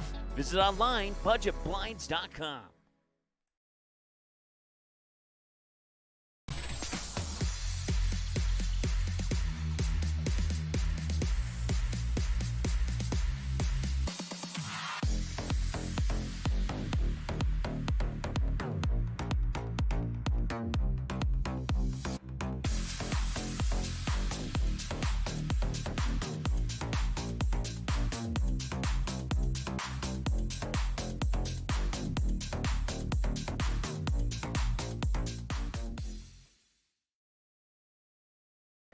And welcome back to the Hive as our seniors out in front of you, kind of dark to see, but Caden Felt with his family and Roy Lindquist with his family, and it's one of those great moments in sports when you kind of see it all come together, that hard work and everything that has gone into this point, and I can't imagine the amount of miles the Lindquists and the Felts have put on taking their sons to all the youth wrestling and all the different things, and then following through, and just a great night to reward them as you're seeing the starting lineups going on here. And we're gonna just again, I think it's kind of what we talked about, them coming out, Jason, and they're coming out where they're at, but I think we're gonna see some movement by both teams. And it might be one of those where you roll the dice, and who rolls the dice the best might be the winner in tonight's matchup. I think it's that close. But again, I haven't watched the Hornets wrestle as a team. I've watched them wrestle individual at the Heart of the Lakes Conference. Sometimes it's different when you get into this team aspect portion of it versus an individual aspect of it. Well, there's some things that change depending on where you're at point-wise in the match, how you're going to go and that's where I think we talked about the bonus point opportunities, and what kind you're wrestling for your team. You're also wrestling for yourself, but you still at the same time you're wrestling for your team. So I think that changes a lot of the strategy of what you're trying to do, because sometimes you might be just trying to avoid a tech fall or a major decision and just take the decision. Right, and I think that's totally correct. And when you look at it, when you're in an individual tournament and you're down 14-1, you might throw that headlock, hoping to get a pin and to do those sorts of things. When you're in a team competition, now you're just to the point where you're going, hey, I got to keep it at 14-1 so that we're not giving up those bonus points. And so, again, it's a chess match through and through, and I can see why I spent a long time not knowing this sport. I'm getting better at it now, but I really am starting to like all the different pieces that can move in a match, and you start talking to the coaches, and they're both like, we could do this and this can happen, and then it all has to be out on the mat, and in the end, it's all down to these guys that do what they're doing here and getting out and getting after it. So we're not that far away from that 106-pound match. And again, some things that we're going to do as we wrap up our Gene Sports Shop pregame show. We'll probably talk about the Goose Group's keys of the match again through and through, because it always seems like they go. And here's some J&L Nutrition backyard matchups as we're watching them come out. Rory Lindquist, maybe one of the last times here as he's going. But stay tuned at the end. We're going to have the Soda Properties Zero Res Carpet Cleaning postgame show. And in that postgame show, Jason's running after a shirt. So we'll be awarding some things. We'll have the Farm Bureau Financial Services Move of the Match, the JFC Luxury Homes Interiors by Winkles River's Edge Cabinetry Wrestler of the Meet, and then we'll also have the United Community Bank cash. Well, it was the cash money for basketball. It's the ATM pin of the match. And we'll do all that. And about 145, 152, we hope to get in an EOT Insurance mid-match recap. We kind of choose the time and the place where we think we can get that in. So it'll be going. And here we go. Leave it to the radio guys to sneak in and take a spot or a towel. Exactly. They beat you to the spot.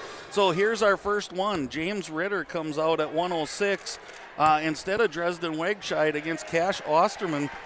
Osterman, a ninth grader, 19-3, rated 10 on the state. Ritter comes out, and Ritter's 0-2 on the season. We're right into the first takedown here by Osterman, and he takes a 2-0 lead with a minute 40 remaining on your clock. Gets a 1 count. Oh, he got 2 counts. I missed it. I was writing. So near fall, 2 points, 4-0 lead right off the bat. Osterman, a really accomplished wrestler. For a ninth grader, again, comes in rated number 10 in the state. Ritter coming, just trying to stay out of harm's way. He's locked those elbows, but this is a bad situation if you're in. And there's the fall. So early on, 51 seconds, we have a fall by Osterman to give the Hornets a 6-0 lead on a Reuter Family Dentistry pin to win.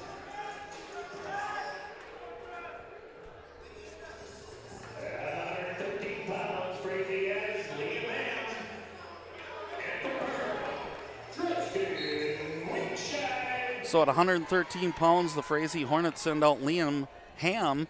Liam Ham is, give me 1 second, is an 8th grader, 4-12.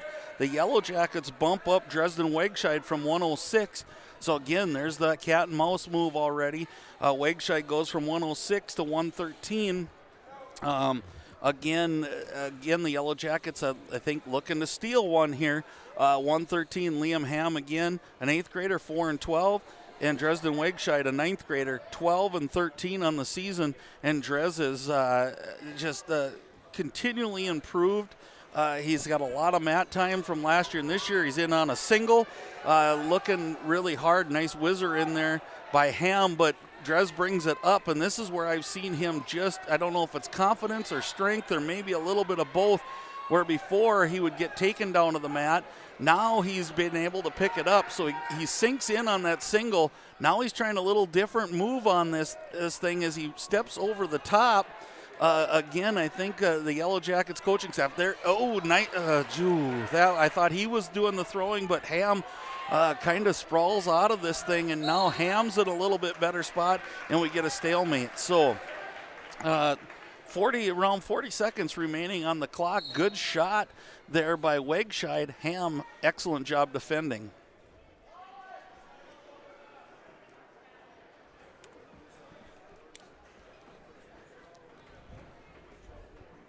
This might be one of those matches that we talked about that give or take, the Yellow Jackets are looking to win this one. Obviously, when you make a move, you're trying to give yourself a better position here and hoping that Drez can come out against Liam Ham and work some magic here. Under 10 seconds remaining as we get rolling. Drez again kind of trying to power. Ham pushes off. We're right at the end. We're right at the end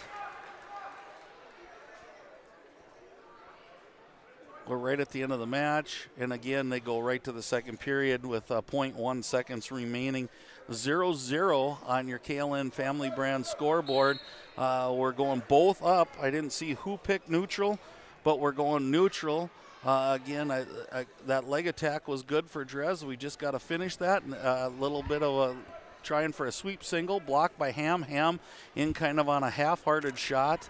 Haven't seen a real committed shot other than Dresden Wegscheid's single leg there, but then was unable to finish.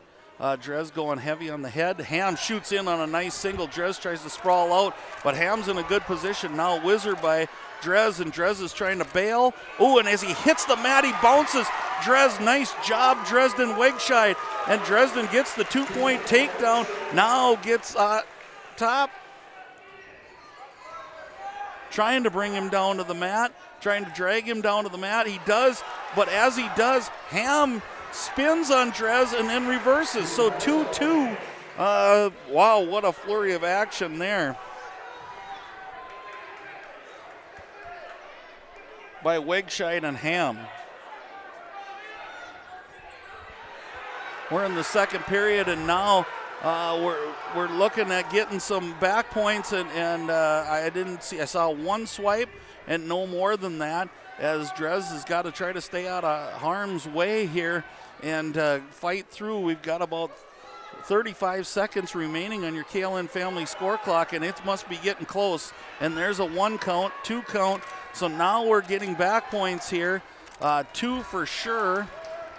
And it's still held there, and he rewards the near fall too for Liam Ham. So Ham takes a 4-2, and he's reworking here, and Drez has got to try to get out of this thing without giving. 10 seconds remaining, and there he gets flipped over. We're getting some more back points, and the Frazee Hornet section's getting up on their edge of their seat. He's going to get 3 on this one, and so really kind of rough series there for Dresden Wegscheid as he was kind of running it, and then all of a sudden got underneath, and I think the size of Ham just kind of overpowered Drez just a little bit. So Ham takes the down position. Dresden gives him the escape, and it's now 8-2. So now we're in that, oh, nice. There's that same single that Drez got. Drez looks like he's got a little emotion going here. And then Ham flips over the top of him again, and this is where Dresden had it, and then Ham got on top of him, and the same thing's happening again here. And there's the 2-point takedown for Ham, and now we're at that 10-2 score. So bonus points in order unless we can get some action out of Dresden Wegscheid here and get an escape or a reversal.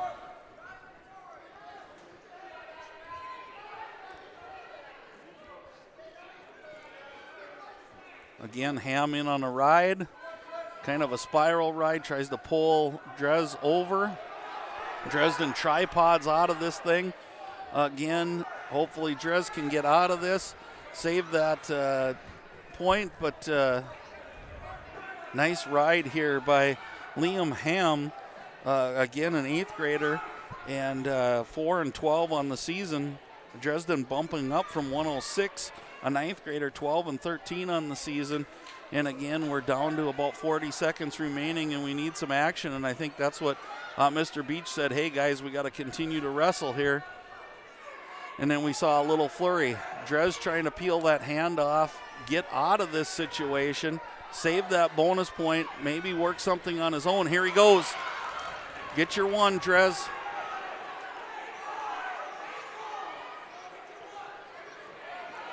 That's exactly what's yelled by Coach Vetch. He gets the one and he puts Dres to his back on a takedown. And we're getting back points, and they're looking for more than that. And we're going to run out of time here with 3 near fall. And we're going to get a 15-3 win by Liam Ham, which is a major decision, and puts it 10-0 in favor of the Hornets, and the Hornets have come out ready to battle. Kind of what you expected with the Hornets, with their energy and what they're bringing. Strong start for them, and now the Yellow Jackets try to answer here. Right, and we got Ike Adams coming out here for the Yellow Jackets against Blake Sonnenberg. Blake Sonnenberg 2-12, a 7th grader. Again, Ike Adams, an 8th grader, 16-8. And again, when you got 2 8th graders on, an 8th grader and a 7th grader on the mat, you don't want to say one's favored, but we definitely are looking for Ike Adams to get the Yellow Jackets on the board right now.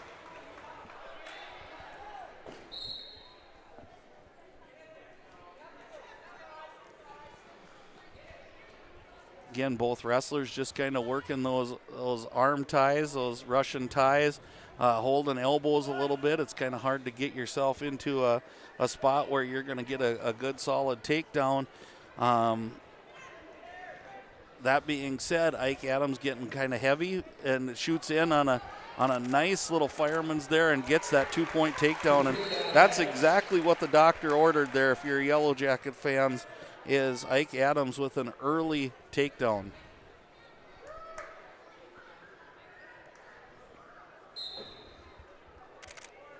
Again, if you're the Yellow Jackets, you want to try to get some of those bonus points back as we get rolling here.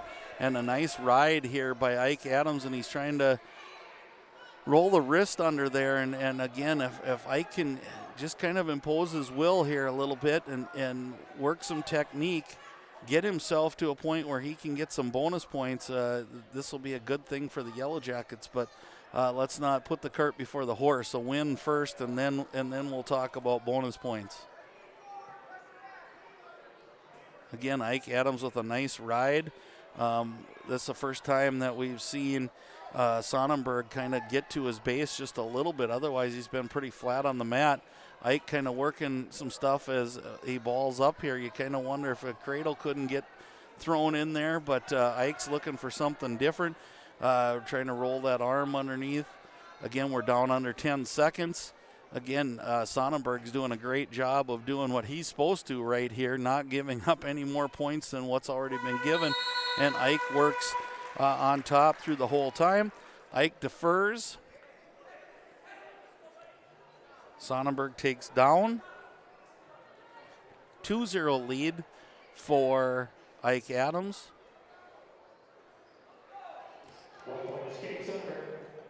Ike cuts him. That's one escape, so 2-1 in favor of Adams over Ike Adams over Sonnenberg.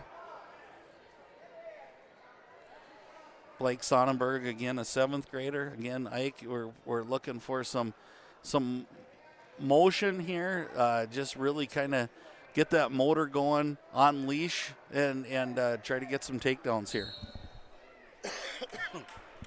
Sonnenberg with a nice job of just kind of muscling Ike off the mat here, and Coach Trout up kind of sending out some encouragement and some words to Ike going, let's get going here. And nice job by Sonnenberg wrestling really kind of over his years here as a 7th grader. Really doing a nice job on the defense, has his hands and his head in the right position, not allowing Adams to get to many things. Again, it's 2-1. We're down to about a minute. Both wrestlers, both wrestlers just kind of heavy on the head right now, even to the point of a little bit of slapping. And there goes Ike.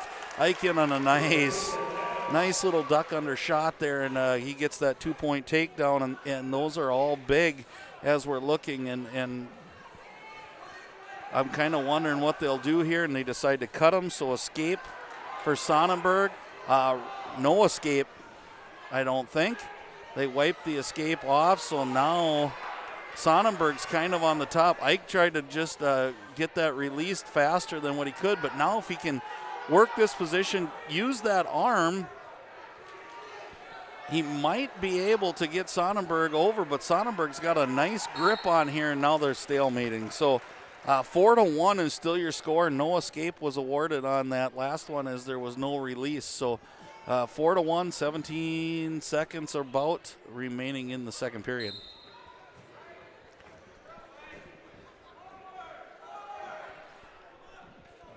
Again, now we're looking for a ride out, go 4-1.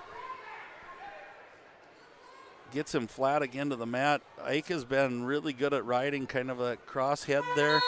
And Ike is getting physical here, and it's 4-1. Both up is the choice. So neutral position. Again, yeah, I was kind of wondering if Ike would take the down, try to get his one, would be up by 4. But again, we got to get some takedowns going here if we're going to go. We're going to get some extra. And there he's in on a nice single, and right to it, he's got the arm hooked. We'll see what the choice is here, and the coaches are telling him get to that release. Oh, we got a tilt going here. We're getting some back points counted. So if he can get the 5, which it looks like he did, there's 3 near fall. That makes it 9-1. Gets us to that 8-point lead, which would be a 4-point major decision, which desperately needed, I think, here for the Yellow Jackets. Again, Ike's been a really good on-top position here riding. He's got those arms trapped right now of Sonnenberg. Again, it looks like he might be trying to go a little tilt here again. Little tilt action, and I think he's got it locked up pretty good. This is a little dangerous when you pull him onto your lap. Sonnenberg goes for the headlock. Sonnenberg reverses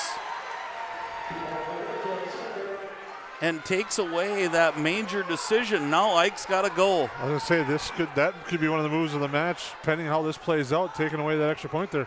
Right, and I think Ike can get this reversal or even dump him in a Granby if he decides to do so, but he's got to go here, and he's got him, and he rolls him, and he's got him in a headlock, and this might be the big move of the match right here. And there's the fall! Reuter Family Dentistry pinned to win when it looked like he had just given up the major. He turns around and says, here's 6 points for the Yellow Jackets, and what a big 6 points it was for Ike Adams. It brings your KLN family scoreboard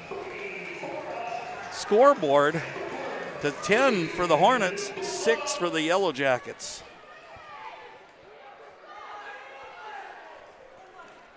Brady Bora comes out in a quick takedown here. Nice job. I think it's Tegan Detloff. Tegan Detloff is one tough customer. If you haven't seen Tegan Detloff wrestle for an 8th grader, he is on an early takedown. Tegan Detloff is 17-7 on the season, and the schedule that the Yellow Jackets have, just amazing that guy, and he is well traveled and wrestled in a lot of big spots. For the Hornets, we have Brady Bora. Brady Bora is a junior. He's 5-16. And again, that Bora family, definitely, I know he had at least one brother that's wrestled in the program. So he's been around Hornet wrestling. He knows the way, and he's in on a single right now. Wizard here by Detloff as it's 2-1 as Bora got the escape. 2-1. Bora in on a single. Detloff has a heavy whizzer in here and actually gets out of it and right into a shot and out of bounds. Woo!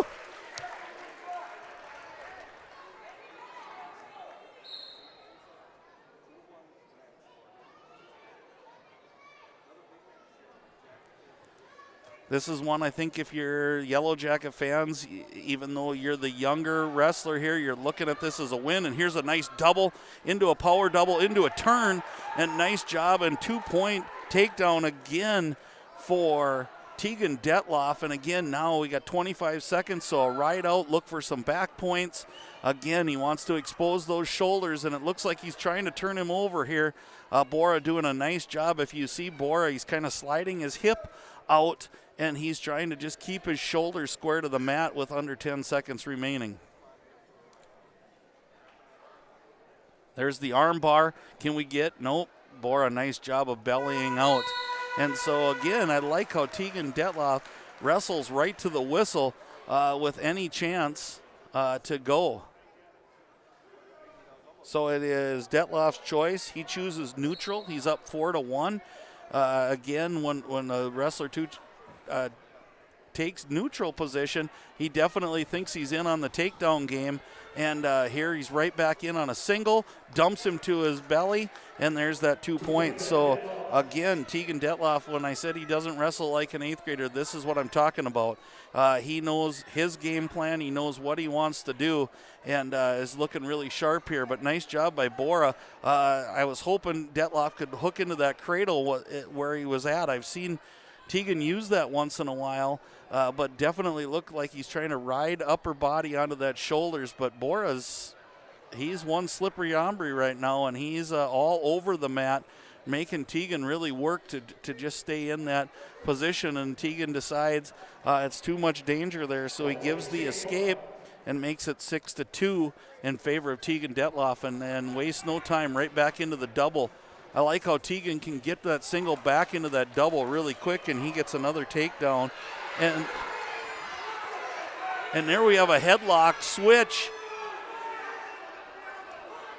We got nothing. We're on the edge of the mat. Tegan kind of knows where he's at. They're looking for 2. They're giving him nothing so far. I was a little bit quick on giving him that takedown. Squeezing really hard here is Bora. Detloff just kind of inching his way off the mat. Now look at, nice job, Tegan Detloff.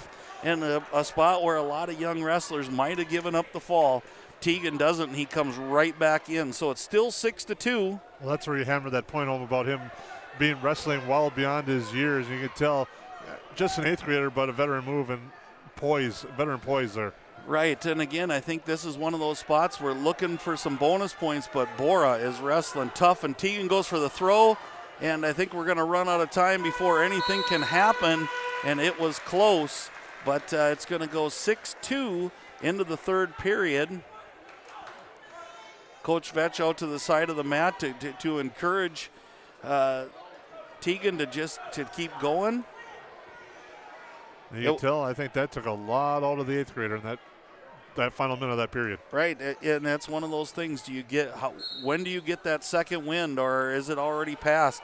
Bora takes the down position here. Tegan, if he can ride for a little bit, might give him a chance to get his wind back. I know Tegan's got some really good bar series, which if you see, he's going to try to maybe roll the wrist under, which is what he is doing right now. My mouth is moving faster than my brain right now. This looks like an escape going to happen, and it does. For Bora, 6-3. So again, we're going to need some takedowns. Minute 20 remaining or so in this match. And again, I think this is one of the Yellow Jackets. Man, you'd like to get some bonus points, but Bora is wrestling really, really well. There's Detloff in on a shot again, and gets to that double. But Bora's been great at sending it out, but Bora's down on his backside. There's a 2-point takedown. And now we got Frazee coaches wondering about the 2, but it's given. Makes it 8-3, so we're at 5. Again, if there's a way that, Tegan's going to try to trap those arms kind of in a deep waist ride here. If he can, I like this spot. Come on, Tegan. He's got that arm trap. Now if he can get kind of like Ike Adams, come in that last second and pick up some big bonus points for the Yellow Jackets. He's got it in deep now, and then there's potentially dangerous. And I'm not so sure about that. I think, again, they look at that elbow. They try to see if there's spacing in there. Not so sure about that. It kind of the Yellow Jacket fans. And we have a blood timeout. And so we'll be back after this Perham Health blood timeout. What sets the world's leading hospitals apart from the rest? It's their continued ability to deliver the highest quality patient care. Perham Health is honored to be a top 10 Minnesota hospital. Patients experience it, and Newsweek has recognized it. Even during the unpredictability of the pandemic, the nurses, doctors, and many others at Perham Health put their best foot forward. Thank you to everyone at Perham Health for continuing to provide the best patient care. And we're back Matt's side here. Tegan Detloff up 8-3 against Brady Bora from the Frazee Hornets. Again, we have about 39 seconds. 8-3. If we could get 3 near fall here, that would be a big major decision here for one young Tegan Detloff, where we talked about young in age but not in mat experience. So I don't think there's enough time for him to cut and play the takedown game, so he definitely has to try to work something here to get some those shoulders exposed. We're down to about 15 seconds. He's doing a great job riding, just not being able to get that turn with that upperclassman. And sometimes, Jason, we've talked about the past, kind of some boy strength versus man strength as you get to be from 8th grade to a junior. Tegan Detloff is your winner at 126 pounds, 8-3. That makes your score still in favor of the Hornets, 10-9 on your KLN Family Brands scoreboard.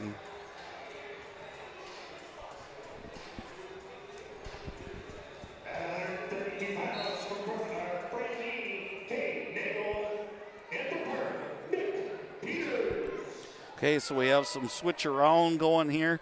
Nick Peters coming out for the Yellow Jackets, Cade Nagel for the Frazee Hornets. Again, I apologize, I don't have a record for Cade Nagel. I know he is a sophomore. Again, you hear the last name Nagel, you know that he's been around wrestling, he's been around the mat.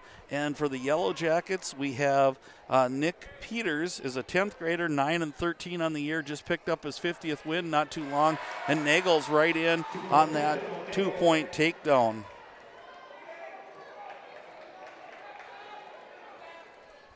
So I would have to say things probably are kind of going a little bit towards the Hornet way right now.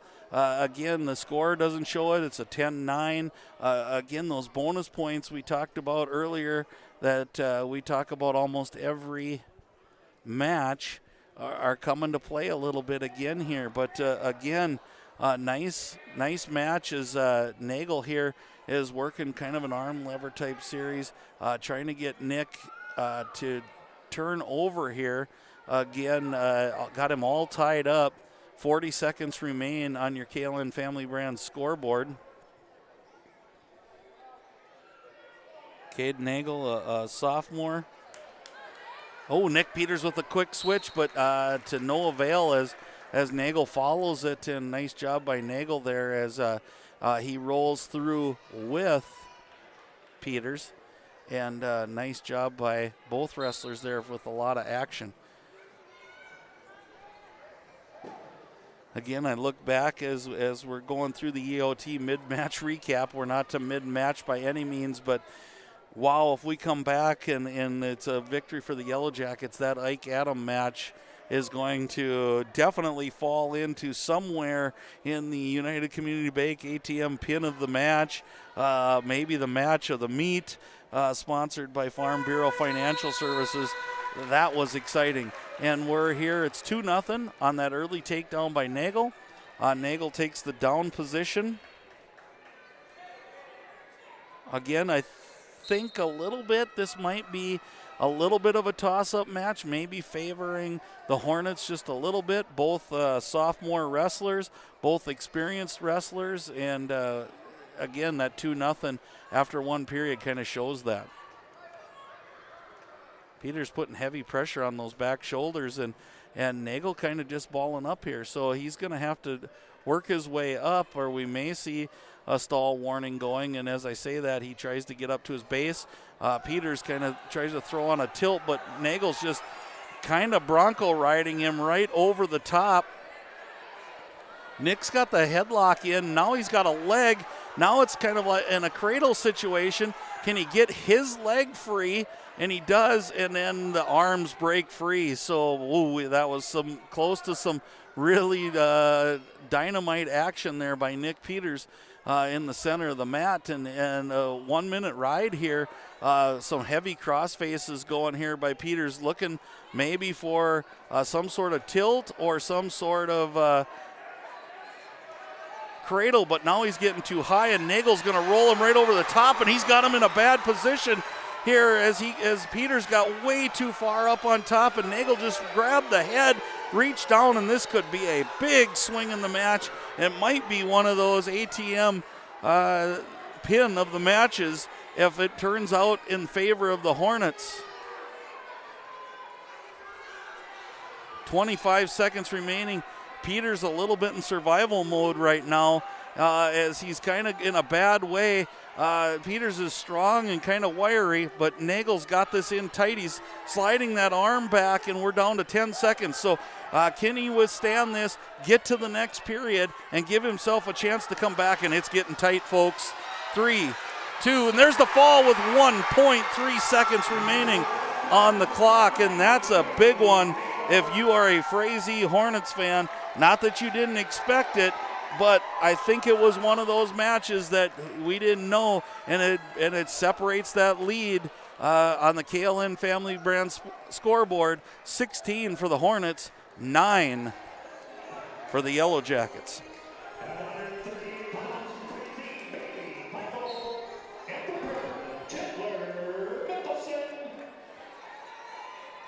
So the switch, and Chandler Mickelson, again, I was just going to go through a little bit. Two really, really good wrestlers. Might be one of those feature matchups of the night. Bailey Peichel is a sophomore, 14-8 state entrant last year. Wrestles some really good competition. Is at the Heart of the Lakes. Did a really nice job there. Those of you who have watched Yellow Jacket Wrestling know about Chandler Mickelson. Mickelson is a junior, 24-7 on the year, been rated off and on in the state of Minnesota, is also a state entrant coming through. We're tied 0-0 at the end of one. We head into the second period with Mickelson in the down position. Again, we've got some bumping and some moving, and again, here's Mickelson on a little roll, followed by Peichel back up to his feet. Peichel drags him back down, nice deep waist ride there, and Mickelson, again, it's one of those things that you definitely look at and you wonder about size sometimes, where kids weigh in and does that affect, but I would expect Mickelson here, he gets the escape. He's just had so much mat time that it'll be interesting to see what happens here in this last one, and I think if we can get that early takedown, Mickelson goes to the single leg, then scoops up to the body, and Peichel gets out of that and kind of dives out. Then he goes for a long shot. Mickelson meets him. Now they're both in kind of an underhook position. Now tied up hands kind of doesn't allow Mickelson to get to one of his legs of Bailey Peichel. Again, Mickelson goes around, they circle out, and they head to the head out, so they'll start to the center. Halfway through the second period, exactly 1 minute remaining on the clock, and we'll just try to give you as much as details as I can here, and we'll keep going. So 1-0 in favor of Mickelson on your KLN Family Brand scoreboard. 16-9 in favor of the Hornets. Again, kind of a tough loss there for Peters against Nagel. Nagel with a really nice move, counter move kind of, and he just did a super nice job. Here we have front headlock position, then given up by Mickelson. So down to about 25 seconds remaining in the period, still 1-0. Peichel will get his choice. It'll be interesting to see what he does. Chandler, nice. I thought Chandler had an opportunity there. He kind of had Peichel back on his heels, And a lot of moving towards the outside of the mat here by both wrestlers. So 12 seconds remaining on the clock.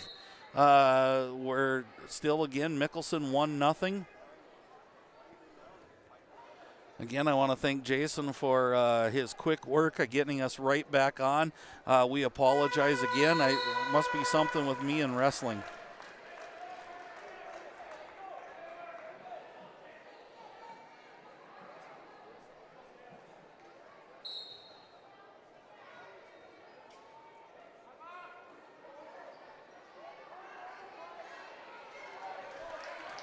So Peichel takes the down position. He gets his escape.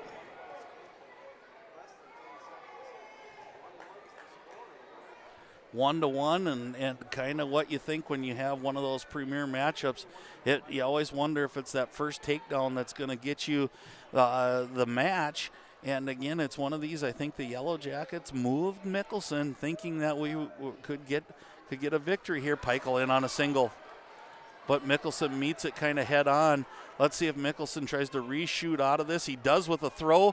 Both in the throw position. They're both on the edge of the mat. I would say a restart probably is going to happen, and it is going to happen. With 1 minute, 12 seconds remaining, shot-reshot series for both wrestlers tonight. Again, who is going to take that ultimate advantage here? And if you're the Yellow Jackets fan, you really you desperately need this one, I think, and kind of get that tide turning back your way. Again, shot by Mickelson, spin out of there by Peichel. Peichel in on a shot. Mickelson meets it, but Peichel's got the single leg. Mickelson heavy on the head. Let's see what happens. He dumps dumps Chandler to his back. He gets the 2 points, but Mickelson gets down. I think we're going to see a reversal here, and there it is. And now we're down to 25 seconds.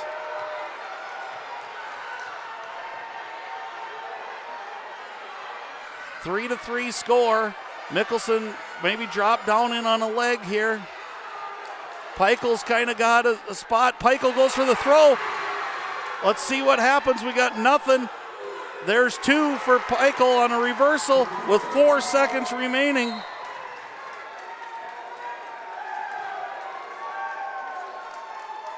And he takes a 5-3 lead with 2.4 seconds remaining, and what a huge move there by Peichel. Early switch. We got a technical violation 1. Did they give him the reversal? I don't think they did. It's going to end up being a 5-4 win for Peichel, and I thought that was going to happen, and then I thought Chandler was going to make that move and get that reversal. Not to be. A big win there by Bailey Peichel. Puts the team score at 19-9 in favor of the Hornets. In favor of the Hornets on your KLN Family Brand scoreboards, and Carson Beyer comes out against Josh Melma, and Beyer comes out like a house of fire and gets the early takedown. And again, I should stop writing things in. I say that every match, but I kind of like to try to be ahead, and nothing is what it seems. Escape for Melma. So takedown Beyer, escape Melma, 2-1.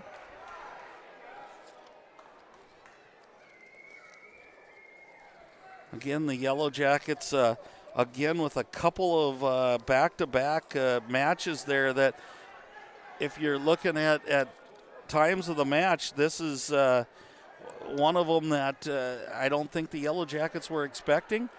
Not that not good wrestlers for the Hornets, just a really, really nice job. Here's Melma looking for a throw. Beyer strong enough to withstand that. We have 1 minute gone in the first period, and there's been a lot of action for a 2-1 score. So much so that I haven't even given you the details here. So Carson Beyer, and there's Melma with a 2-point takedown.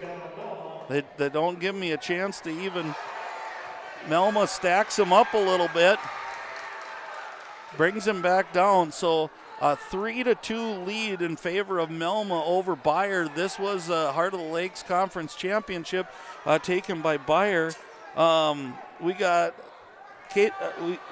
lots of things going on here. Again, long wrestler in Melma trying to twist and turn here on Bayer. Carson Bayer is a junior, 20-9 on the season. And we talked about Josh Melma being a junior as well. So 2 juniors on the mat right now, and he's 3-3 on the season. And right now he rides out to the end of the period. 3-2 lead for Josh Melma heading into the second period. Well, Lance, you said it's been exciting. I'm sorry I haven't been able to keep up as much with all the technical difficulties, but I think we're good to go. So hopefully we're able to stay through the duration. Hey, if you keep us on the air, you're doing more than I'm doing, hands down. So I appreciate all your work, Jason. And again, Melma takes the down position. He gets the escape right in on a shot. So 4-2 in favor of Melma. Bayer in on the shot. He's in on the single, but again, you can see where long wrestlers kind of wreak havoc for some wrestlers. Is Bayer most likely would have had that takedown on most wrestlers, but the length of Melma just kind of came right over the top of him and stalemated that out, and we restart at the middle of the mat. Again, we'd like to thank all of our sponsors tonight. It's a fun night of action as Bayer back in on that single. Again, Melma just goes to that front headlock position. Bayer trying a little different attempt, trying to get that leg over the top. Now trying to elevate that leg. Melma with the length trying to whizzer. Again, kind of a kick out attempt there by Bayer. Not to be. Now he just going with some brute force and trying to bend that down. Melma standing straight up now. Again, given up on there by Bayer, and Bayer kind of gets into that underhook position with the longer Melma. Goes out of bounds, gets a restart. 52.6 seconds remaining on your KLN Family Brand scoreboard.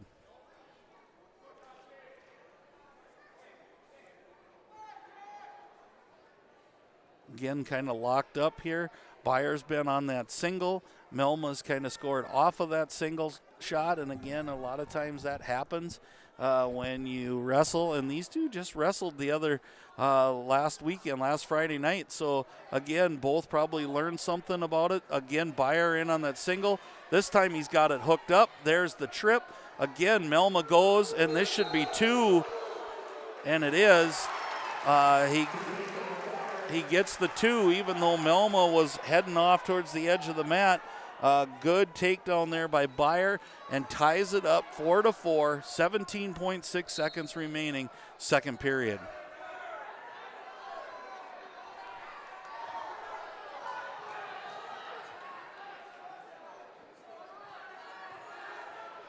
Again, 5 seconds remaining. Melma up to his base. Bayer trying to hold on. Melma on the turn, but I don't think either one changed position there. So we're going to go 4-4. Bayer takes the down position heading into the third. Should be a very exciting third. We've had a lot of matches go down to the wire. This is another one. One of those, if you're a Yellow Jacket fan, you need to see go your way here soon. Right, I think, again, we're going to head into the meat and potatoes of the Hornets lineup, and again, it's not that the Yellow Jackets can't win during those times. It's going to be a lot tougher, and I think we want to keep this as close as we can up to that point, hoping we can get to those upper weights, but when we get to the upper weights, it's still well matched, and again, it's all about matchups in wrestling, and again, we've got a stalemate here, tied 4-4. Bayer wants the escape to get out to take the lead.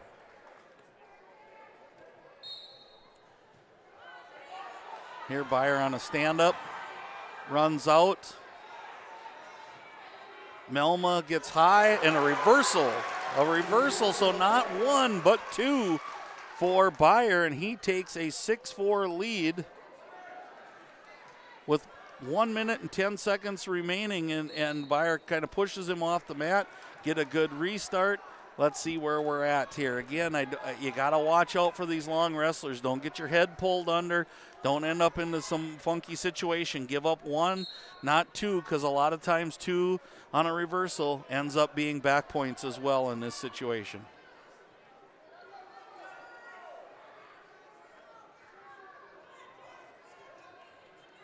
Byer, nice job working in on just a nice heavy ride across the shoulders, a little bit of deep waist in there.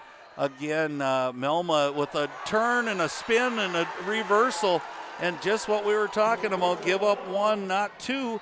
We're back tied 6-6, down to the 30 seconds. Melma looks for a cradle. He might have it locked in. Byer's looking to get out. This is kind of mano-y-mano right now, so to speak, as one's trying to do one, and here comes Byer out the backside. Reversal and a nice spin and a kick out there by Melma.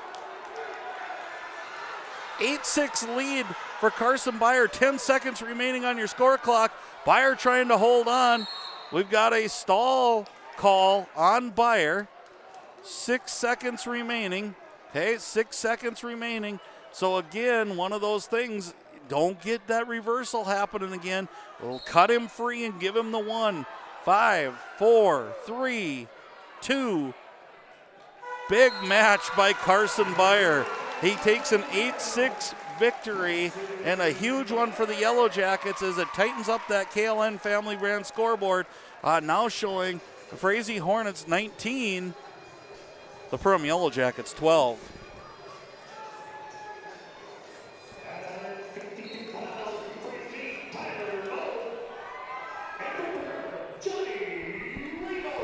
Johnny Ramos comes out for the Yellow Jackets. Tyler Moe coming out for the Hornets. Tyler Moe, one of those names in Frazee wrestling that you know and you've heard about. He's been around a long time. He's a junior. He's 18-7, rated 10 in the state of Minnesota.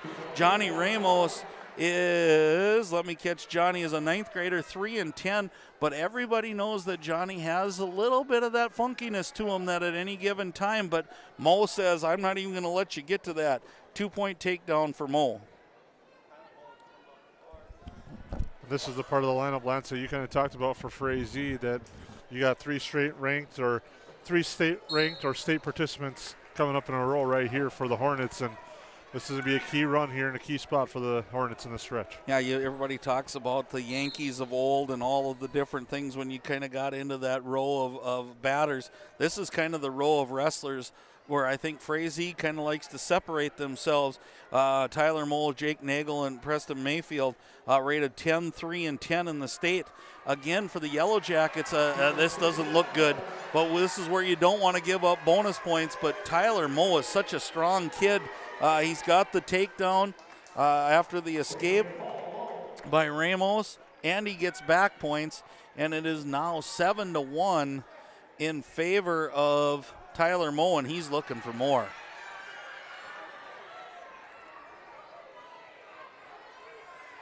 Again, he's got him pretty flat here again. Moe looking for that Reuter Family Dentistry pin to win. Ramos trying to stay out of that. There's 3 on the ground already. Ramos trying to squirm off the mat. As he does, though, it gets pretty darn tight in there, but he is making a move to get Moe off the mat, and there's the fall. Tyler Moe with your fall in your Reuter Family Dentistry pin to win. That fall coming in the first period. And again, if you're a Yellow Jacket fan, we knew this was an area that was going to be tough, but we were hoping not to give those bonus points.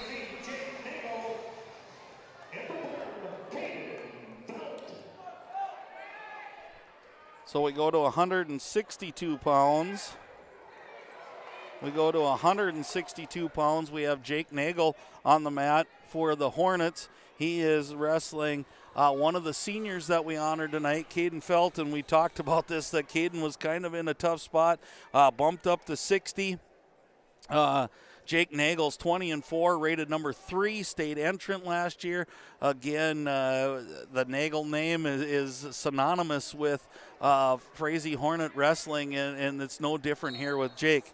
So roll through by Felt, Caden Felt is a senior. We talked about senior spotlight tonight and how we thank him for what he's done for Perham Wrestling. He's 11-14 on the season, and one thing that we've mentioned a lot when we've covered wrestling is Caden Felt has some really unique moves, and he's a high-risk, high-reward type wrestler, and you just never know. He gets in one of his throws or one of his rolls, and all of a sudden you're looking at the lights, and he's getting his hand raised. So you never know. He's got a tough customer here in Jake Nagel.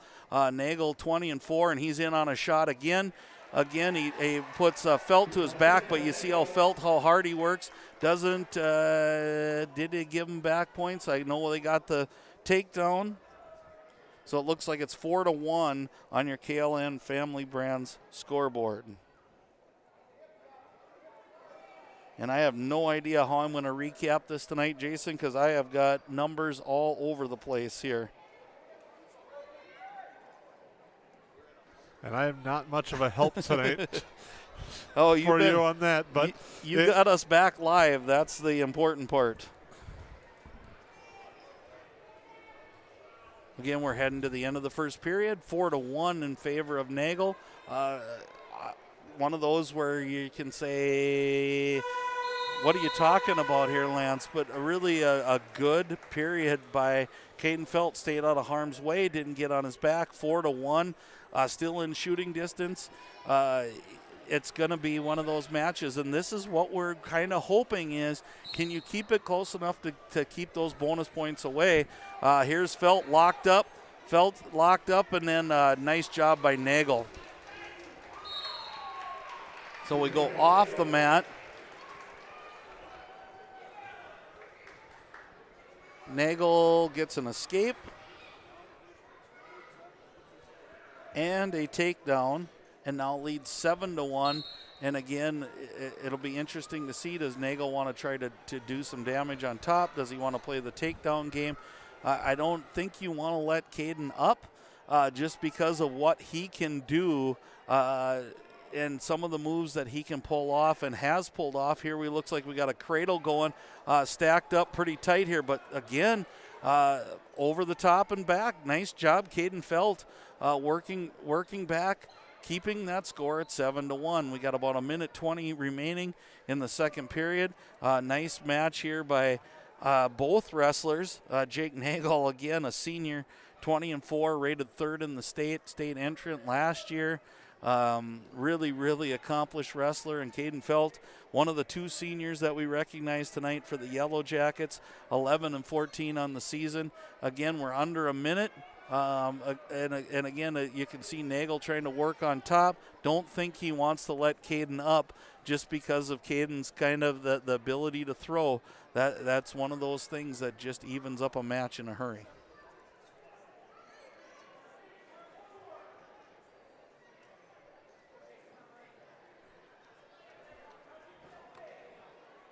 We're down to about 30 seconds remaining on the clock. Again, we got a stall call there, and I think it was, I'm not sure who it was on, but they gave a point, so then we know who it had to be on. So 8-1 is the score. Again, Felt.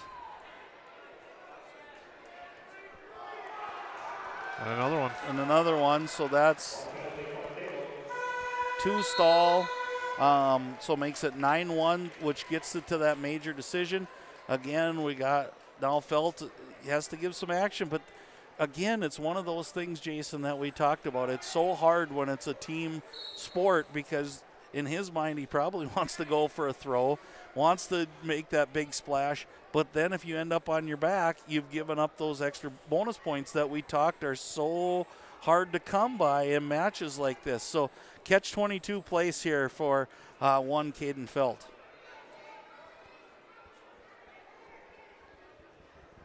Minute 30, Nagel back in on a single, just really strong, and then a nice follow-up there. So takedown for Nagel. makes it 11-1, and you kind of feel a little of that deflation coming in the building here a little bit. And again, if you're the Yellow Jackets, we knew this was the spot. And again, a win here and then a win at 170, which they should be favored, and the Hornets are all of a sudden, that lead is stretching. But again, it's like the three-point shot in basketball. A few pins, and all of a sudden, the tide turns in an awful hurry, but this gap can't get too big. And it goes to that team aspect. It changes how those wrestlers at like 182, 195, and 220 have to wrestle to try to secure that team win. Right, and it's different, and one of the things that I've learned through wrestling is it's tough to pin somebody who doesn't want to be pinned. And we got another stall call here. And now that was a two-pointer, so it's 13-1, 30 seconds remaining. So again, Felt's going to have to try to get out of here. Again, off, getting a fresh start, 24 seconds remaining, but you're exactly right, Jason. It changes the dynamics of the match the further this spreads apart. Right now it's a 4-point major decision, which would make it 29-12. Again, you get another win at 170, and I think if you're the Hornets, you're starting to feel pretty comfy cozy here. And there comes Felt, and Felt spins through, but I thought he was going to have it. There's a 2-point takedown, or reversal, sorry, and it's 15-1, so he's close to this tech fall. Again, another stall call would do that. 2-1, and Felt holds on to just give up the major decision. So Jake Nagel wins by a major decision, 15-1, and here we go. It's 29-12 on your KLN Family Brand scoreboard.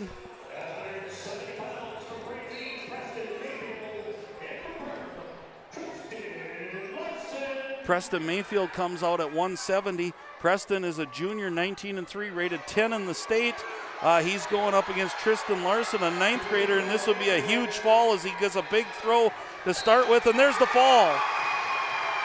Preston Mayfield didn't even hardly get a chance to talk about him, but he gets the fall, added 6 points for the Hornets, and they're just flat out on a roll right now.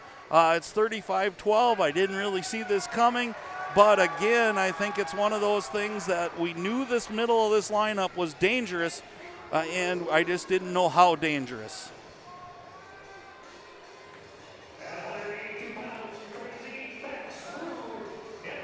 Now at 182 pounds, and we got a lot of place to make up here. We have Max Rue, a senior, 17-7 on the season for the Hornets against Braylon Rock, a junior, 21-4. Rock in on an early takedown.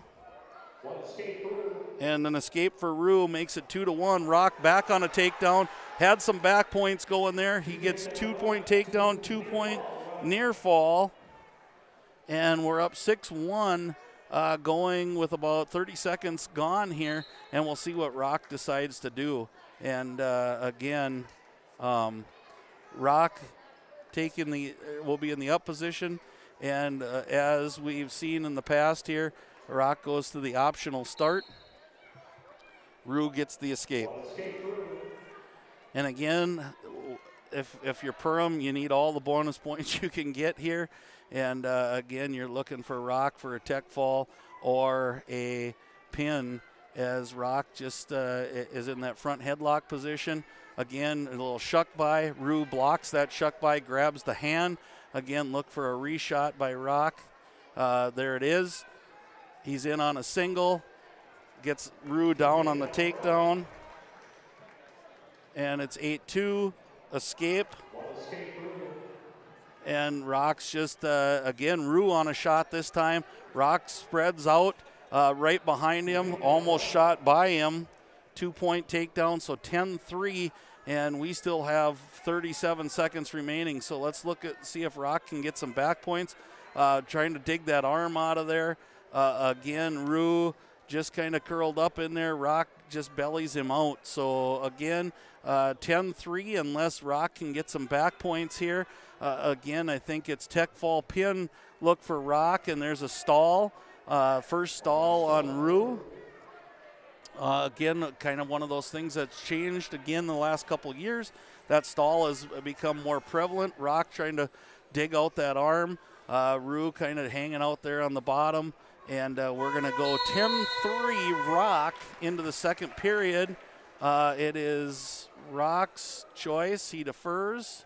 Rue takes down, and I'm sure he was figuring Rock was going to let him up. He's done it so far. So optional start. Look for Rock into a quick shot here. I think Rock's going to try to set up something that he can get Rue on his back with, because Rue's but one tough customer. And again, Rue in on a shot. Rock just physically goes over the top of him, gets another takedown for 2. Again, these two met in the heart of the lakes. There's an escape. Again, and I think it's one of those, Jason, where a guy doesn't want to get pinned, and this is no slouch. Max Rue is 17-7 on the season, so it's not like they sent out somebody who's 0-18. So again, I'm sure he knows his job is to not give up. Rock in the upper body. Rue just backs out of that. There's another stall, so point for Rock.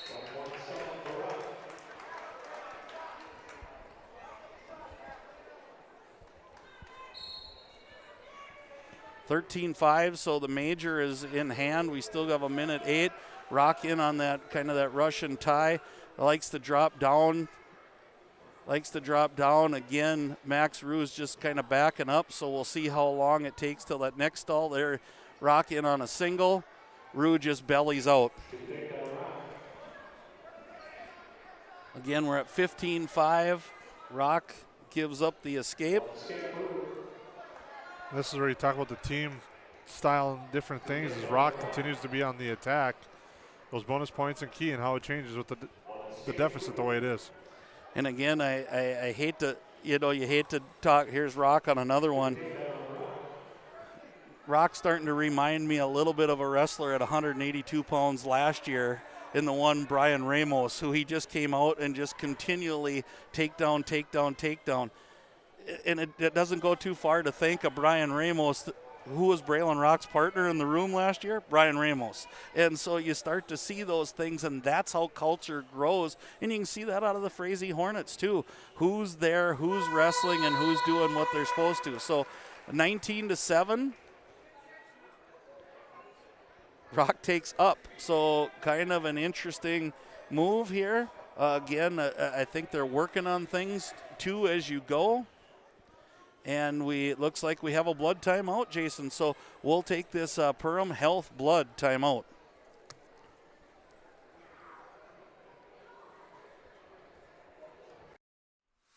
Hansen's Plumbing and Heating provides the highest quality products and services to ensure the comfort and safety of all their customers. It's what they do. Henry Hansen, later known as Hardware Hank, first opened the family hardware store in the early 1930s in Burgess, Minnesota. Today, they are proud to carry on his legacy of hard work and honesty through teamwork, fellowship, cutting-edge technology, and forward thinking. 218-346-2422 or make a visit in Perham, Burgess, or Detroit Lakes today. Hansen's Plumbing and Heating, proudly serving Minnesota families for over 80 years. Welcome back live to the Hive. Here is Rock up 19-7 on Max Rue. Start of the third period, we had a little blood timeout there. Thank you to Perham Health for sponsoring those blood timeouts. And Rock takes the top position. Again, that's one of those where Rock, we tried to throw in the cradle. The cradle wasn't there, and he doesn't ride for very long. He gives up the escape. Definitely Rock feeling more comfortable on his feet. Again, upper body here, upper body. We're going to throw or be thrown, and there's a throw. And both out of bounds. And it was kind of a topsy-turvy, and again, I haven't seen Braylon throw for a while, so it kind of fun to see on his feet. Again, I think if you're the Yellow Jackets, you got 1:37. You definitely need the tech fall. I could see another stall coming here. He's kind of half-heartedly shooting. There's a takedown for Rock. Again, we're up 21-8 now, so it'll be interesting to see. I think Coach Vetch really wants to see Rock get this fall here. Again, but you look at Rue, it's tying his arms up underneath, and there's another stall. So the next one will be 2 points for Rock. So he's up by, now he has to pin because it's 22-8. And so Braylon looking for a cradle, going for a cross. Again, here's the escape. So next one's going to have to go. Braylon's going to try to go upper body here. Again, Rue shoots in like he should. Rock's trying to kind of stall it out till he gets to a spot where he can. There's the 2-point takedown.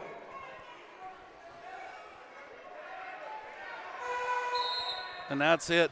That's the Tech fall with a 24-9 score in favor of Rock. Definitely wanted to get that pin, but definitely bonus points that we can use. Our KLN Family Brand scoreboard now reads 35-17 after a Tech fall by Rock. He's not happy, but again, it's hard to not be happy with a Tech fall. Now out on the mat at 195, another kind of feature match of the night. Danny Graham, a senior, 13-6, against Hudson Hackle, a junior, 21-4. So again, this is kind of that part of the order where Braylon picks up his Rock picks up his 22nd win, 22-4, looking for the same thing out of Hackle. These two met earlier at the Heart of the Lakes. Win by Hackle gives him the conference championship. So this is kind of the rematch as we're going here, 35-17. So 18 points, 3 matches. We know what we got to do to just tie, and that's where I think Rock wanted that pin and just couldn't quite get it.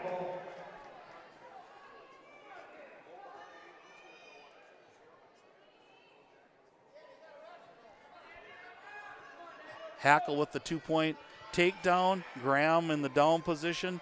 About 1:05 remaining. Again, this is kind of what these two did. Hudson had that arm bar in, and then Graham does a nice job of bellying out. And we're under a minute here. 2-0 in favor of Hackle. Hackle looks strong right now, but here comes Graham. Graham's trying to get out, turns. They both go out of bounds. Restart, 47.4 seconds remaining on your KLN Family Brands scoreboard. And again, we look forward to a lot of things coming. I got papers flying all over the place here, so stick with me. We had some mid-match recap by EOT Insurance. Again, things just got moved around so much that it was hard to recap what was going on, but that my match is going to be those middle weights there where the Hornets just kind of really separated that lead on the Yellow Jackets, and nothing went the way of the Yellow Jackets. When we talked about that Goose Group and winning a few of those toss-up matches, it didn't happen tonight for the Yellow Jackets. Hats off to the Frazee Hornets for making that happen. Again, I'd like to thank Perham Health for the blood timeouts. Stick with us at the end. We'll have the Soda Properties Zero Res Carpet Cleaning post-game show. We'll be looking at the JFC Luxury Homes Interiors by Winkles, River's Edge Cabinetry, Wrestler of the Mat, along with the United Community Bank ATM Pin of the Match. And we'll look at the Farm Bureau Financial Services Move of the Match, all on your Soda Properties Zero Res Carpet Cleaning post-game show. As we're back to action, and both wrestlers kind of just getting physical with each other. And again, Graham gets tossed out of bounds. 2-0 Hackle. Both of them kind of wanting to do the same thing. Again, Graham is definitely a thrower. Hackle looks like he's a little bit bigger than Graham, so sometimes that height takes away. Graham now in where he feels comfortable, kind of in that front head. Then he gives it up. Then Hackle comes back in. Then Graham throws, but they both go out of bounds. So a good flurry of action right there by both of these wrestlers. This match is definitely the intensity and getting a little fiery between these two right now, definitely. And they've got the fans involved in it, and it's one of those things where, Rock's match was just kind of in hand. Then this one gets to be here, and now we're gonna get some warning here.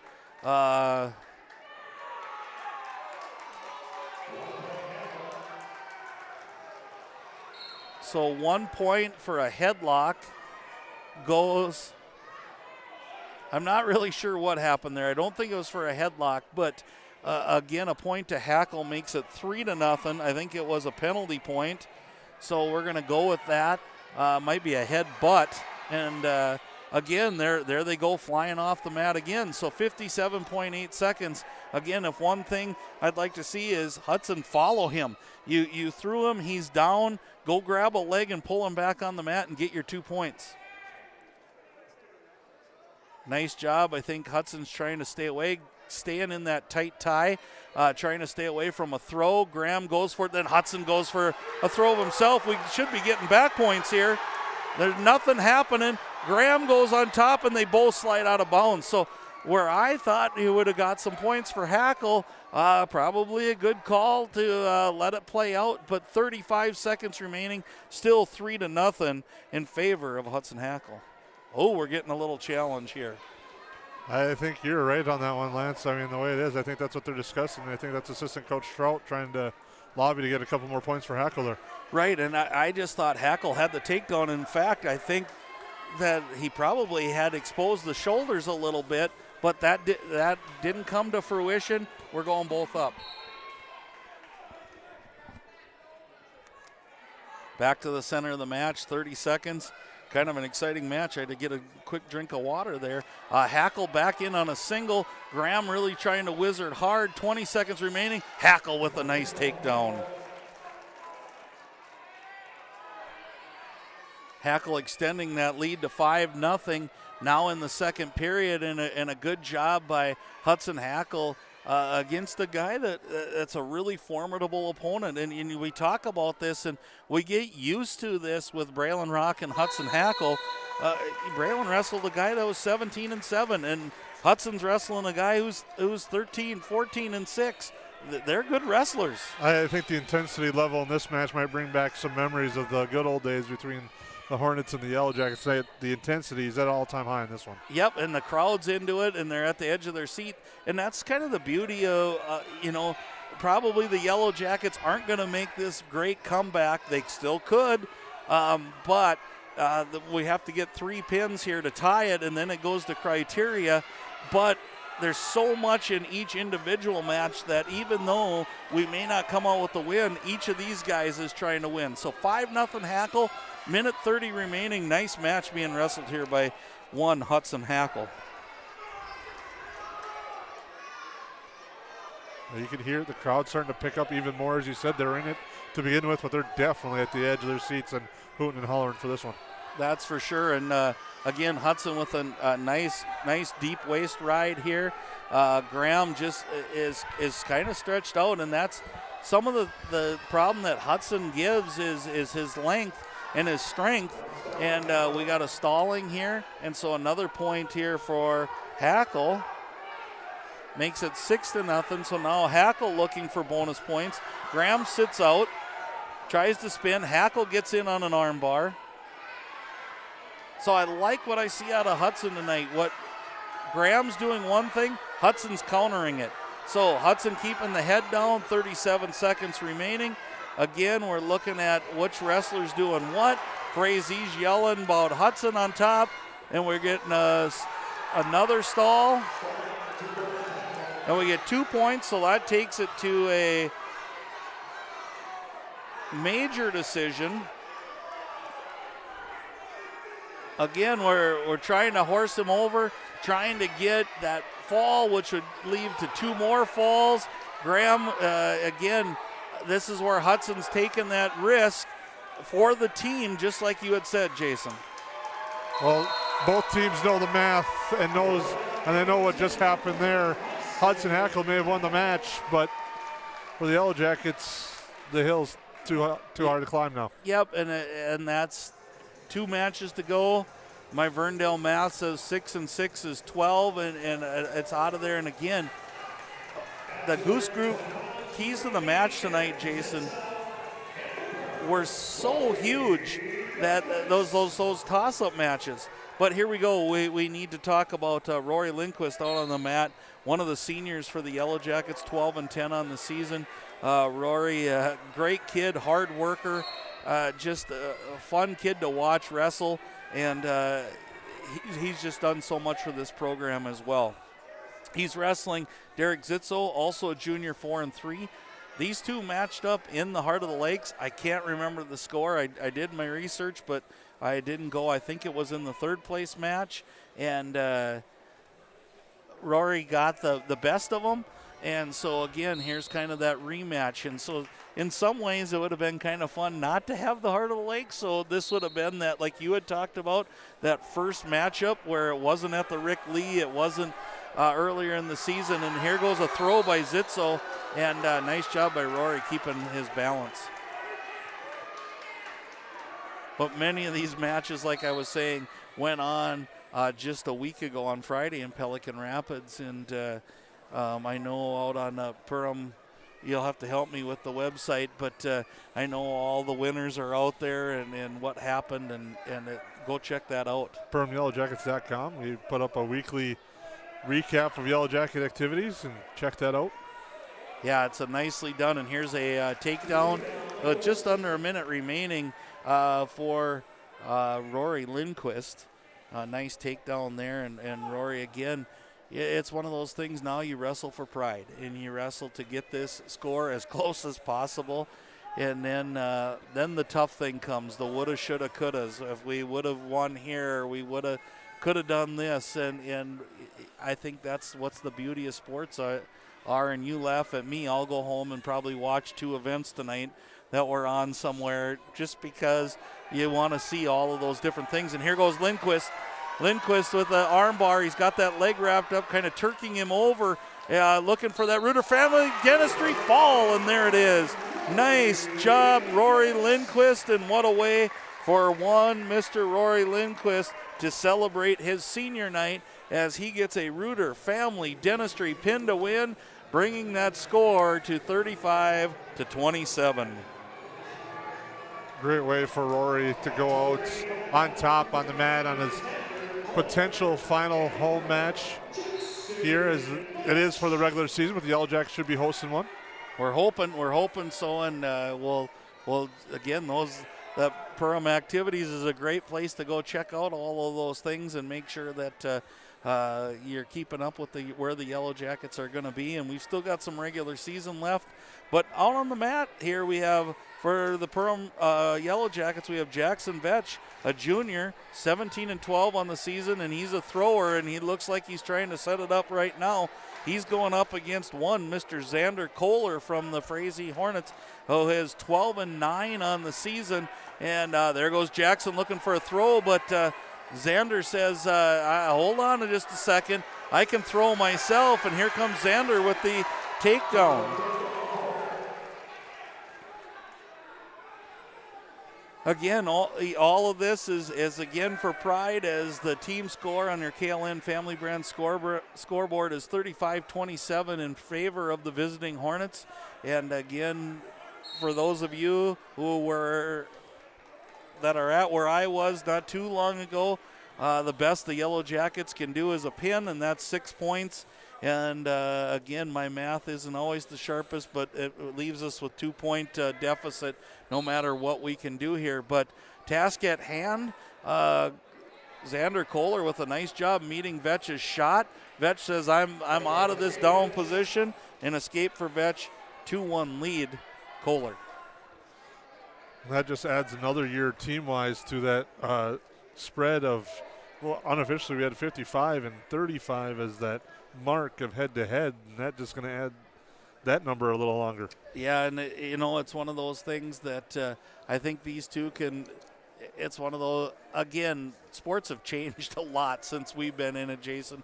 That rivalry happens, and it's intense on the mat, but when it's done, there's friends from both sides, and I know there's even relation, and they're going to come see each other, and the coaching staffs respect each other and the other kids as well. So, it's great to battle.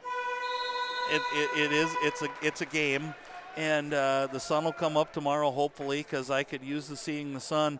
But if you're the Yellow Jackets, you take away from this, what do we need to do better? And that's okay. Again, you don't you don't win section championships in January. And for the Yellow Jackets, they know they have things to build on. And let's not take anything away from the Frazee Hornet Wrestling. They're number 10 in Class A. This isn't somebody who just walked in and said, oh, here, we're in Perham, we're going to give it to you. Jackson Vetch in.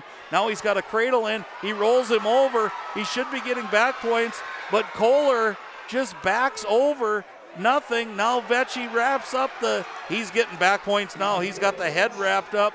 And again, it's that off the edge of the mat. Kohler's reaching, feeling for the edge of the mat. Vetch has got his 3 back points. Kohler's trying to belly out. Vetch is trying to tighten it up. That you can see the head start to sneak out there just a little bit. So Vetch goes over and he says off the mat. 3 points, near fall. Jackson Vetch makes it 6-2. 6-2 on your KLN Family Brands scoreboard. Kohler now in the down position. If you're Vetch, you got to look out for a roll here. Granby type situation, but Kohler, he kind of felt that, I think.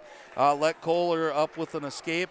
It is now 6-3 in favor of Jackson Vetch with about 45 seconds remaining in period number 2.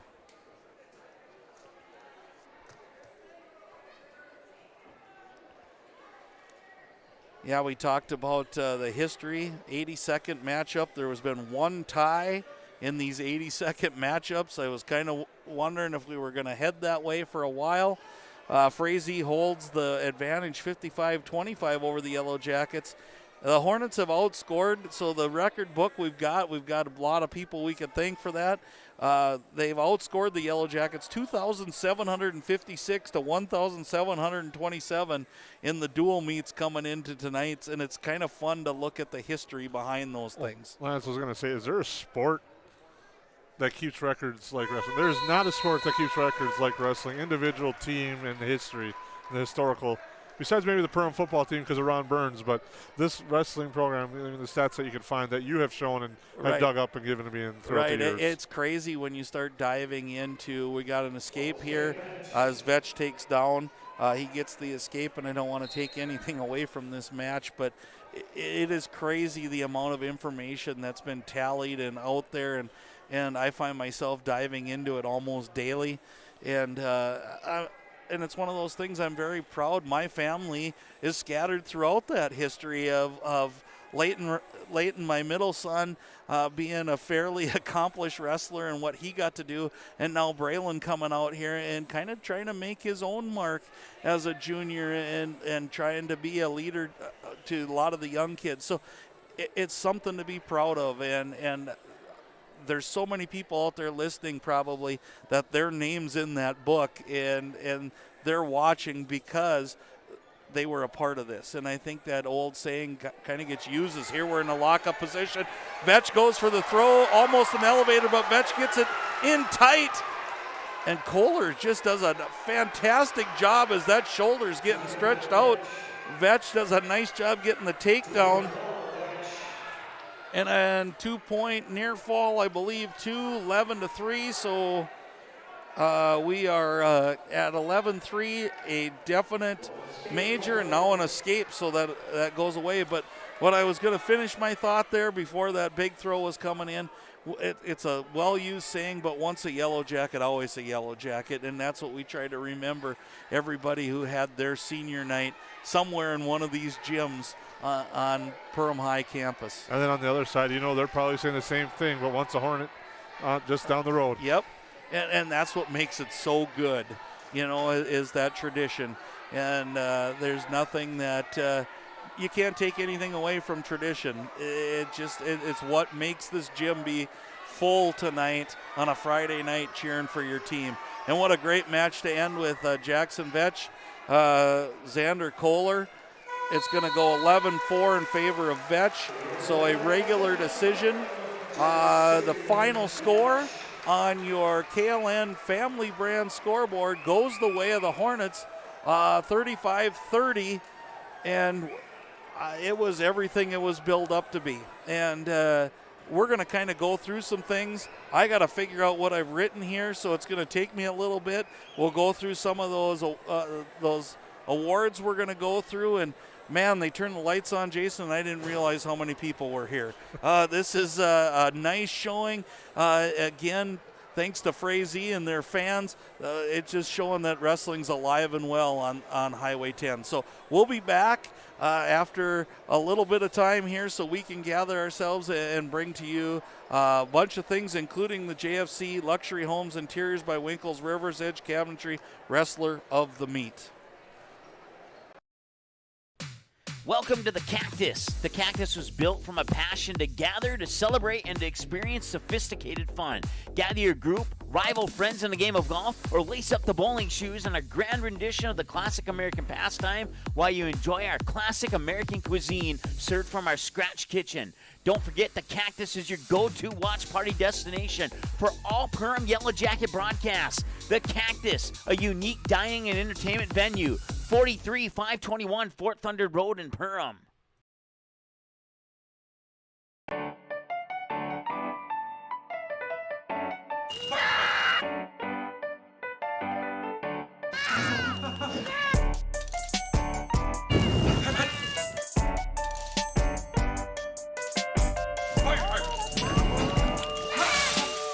Sweet chaos. Delightfully disruptive.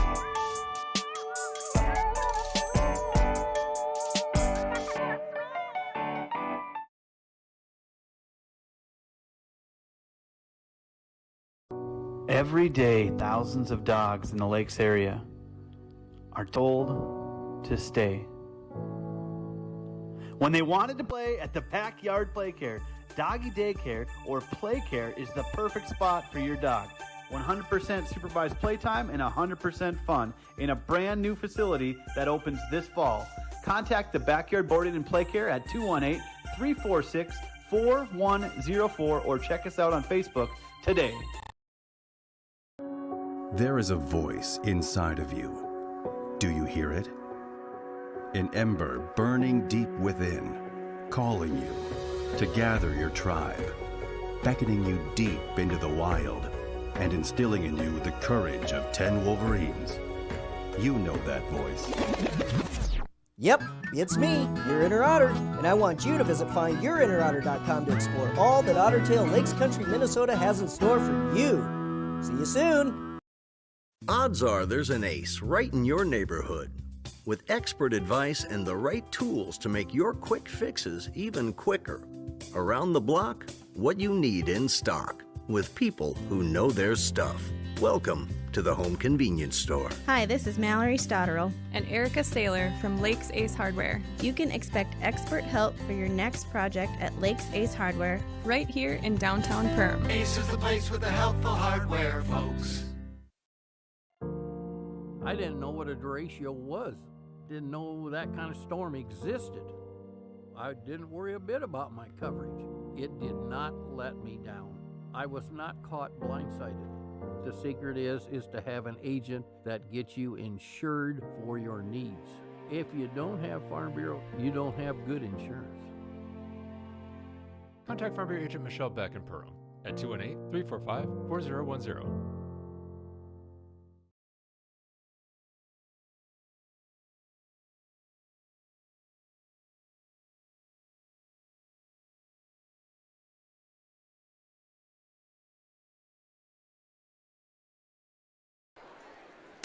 Welcome back to the Hive as the KLN Family Brand scoreboard goes the way of the Frazee Hornets with a 35-30 win over the Yellow Jackets. And here's your EOT Insurance match recap.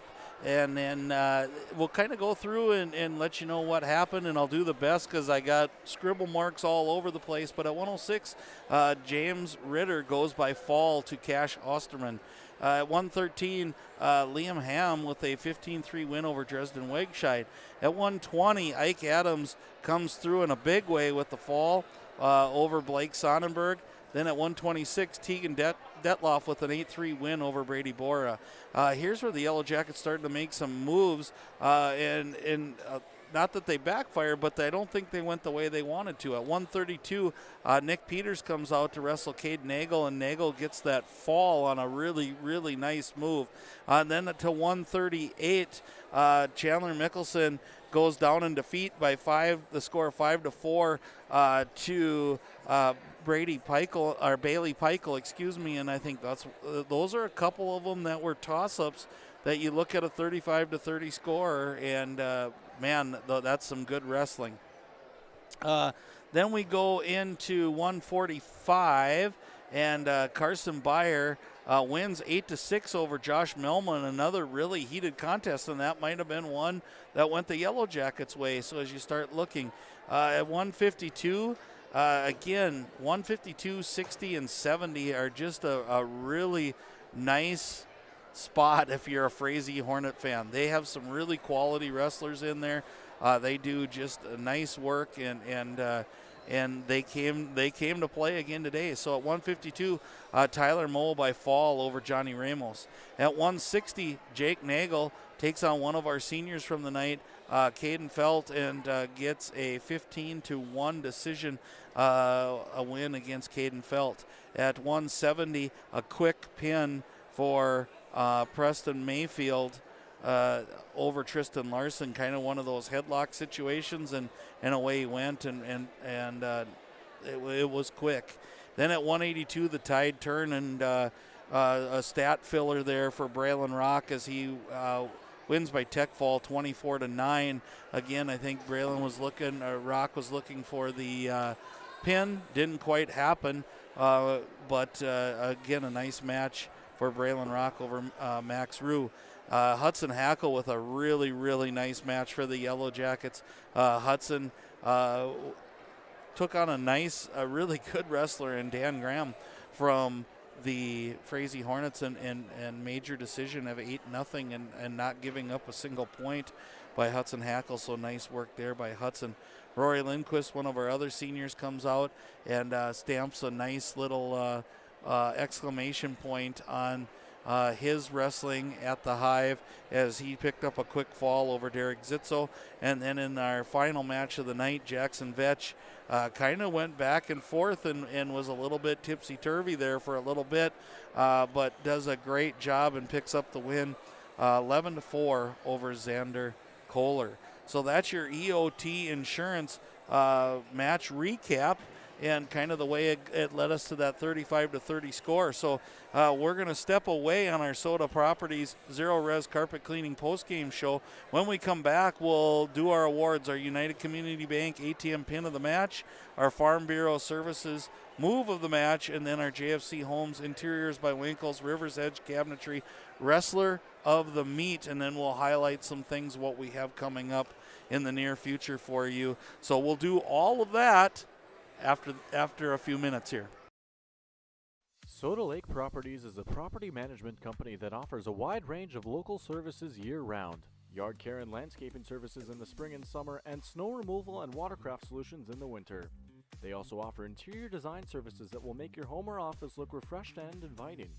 Not to mention soda cleaning services for residential and commercial buildings, along with construction sites. To learn more about all these services and the revolutionary Zero Res carpet cleaning, visit the website today. Just type in sodalakesproperties.com.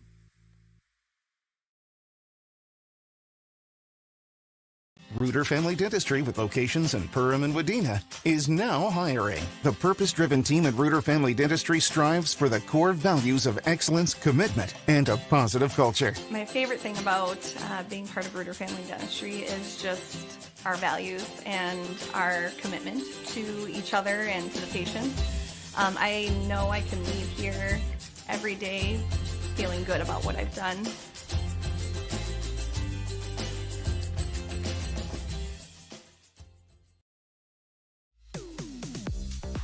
Wild Goose has a one-of-a-kind gift store and is the premier location for gifts, lake essentials, and decor. We believe in bringing comfort, fun, and style to every area of your life and home. Stop in for a visit today, the Wild Goose in Perham.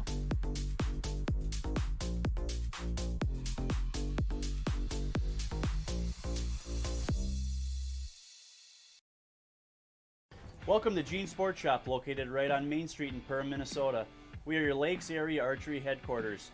We are an authorized dealer for Matthews, Hoyt, Bowtech, Elite, Bear, and PSC bows, as well as a full line of crossbows. Our friendly, skilled bow technicians will go the extra mile with great customer service to ensure your bow and gear are ready for the woods this fall. Whatever your archery needs are, trust Gene Sports Shop this fall, located in Perham.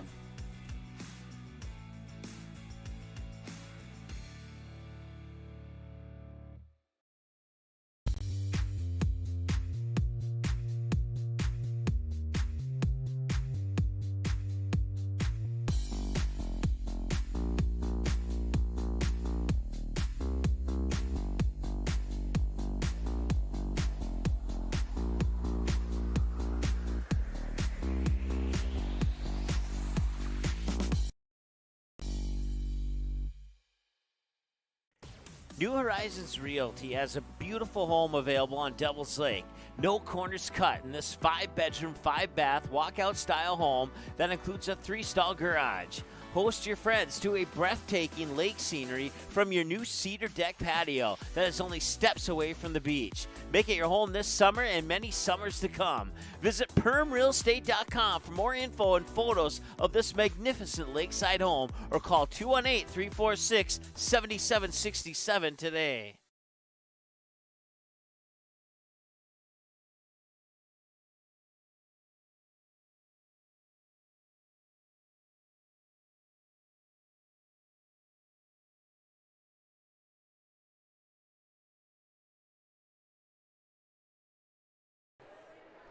Welcome back one last time to the Hive here as the mats are getting cleaned up. And again, storied rivalry. We've talked about, to our best guess, we think it's the 82nd time these two teams have met. Now, again, that's not always been at Perham or at Frazee. We've talked about at the Rick Lee. There's been other places that it has taken on neutral sites.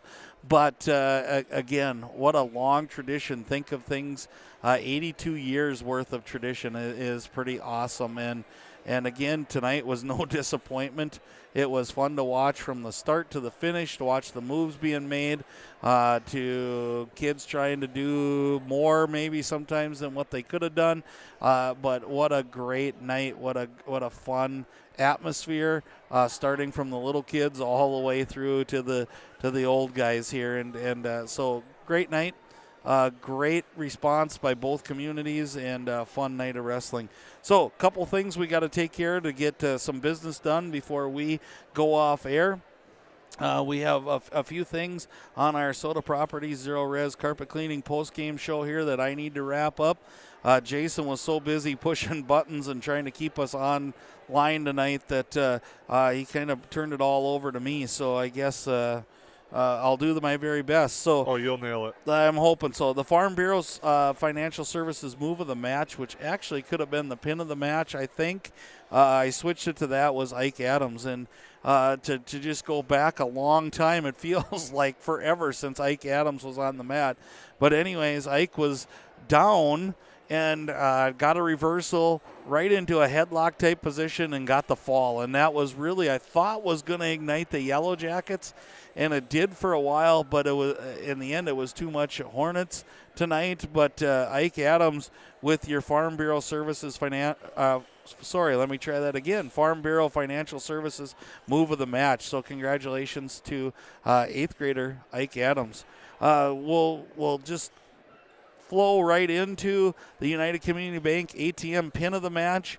And I kind of started out with Ike there, and then I got going through my notes, and I got going through the EOT Insurance match recap, and only fitting to go to one Rory Lindquist. And senior night, Rory has battled through injury, just had different things in his life, and he's always stayed positive, and he's always stayed who Rory is. And I think you said it the best, Jason. Rory came out. What a way to put an exclamation point on your last home match as a Yellow Jacket, to go out and go and get a fall. So tonight, the United Community Bank ATM pin of the match goes to Rory Lindquist. And then the final tonight, the JFC Luxury Homes Interiors by Winkles, River's Edge Cabinetry. Wrestler of the Meet is going to be Wrestlers of the Meet, and that's going to go to Caden Felt and Roy Lindquist. And I would be remiss if I didn't send the seniors out as the Wrestlers of the Meet tonight. It didn't go the way Caden Felt wanted, but he saved that bonus point, and that was one of the things we talked about in the Goose Group. Keys to the match was where can you save bonus points, and he went out against a really, really good wrestler, one that I'm positive will place highly in Class A in the state, in Mr. Nagel. And Caden battled through the whole time. In fact, at the very end, I thought he was going to get his throw in.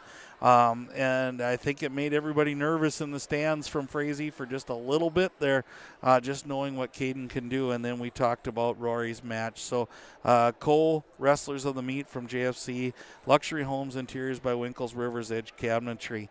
And that kind of wraps up what we have to do.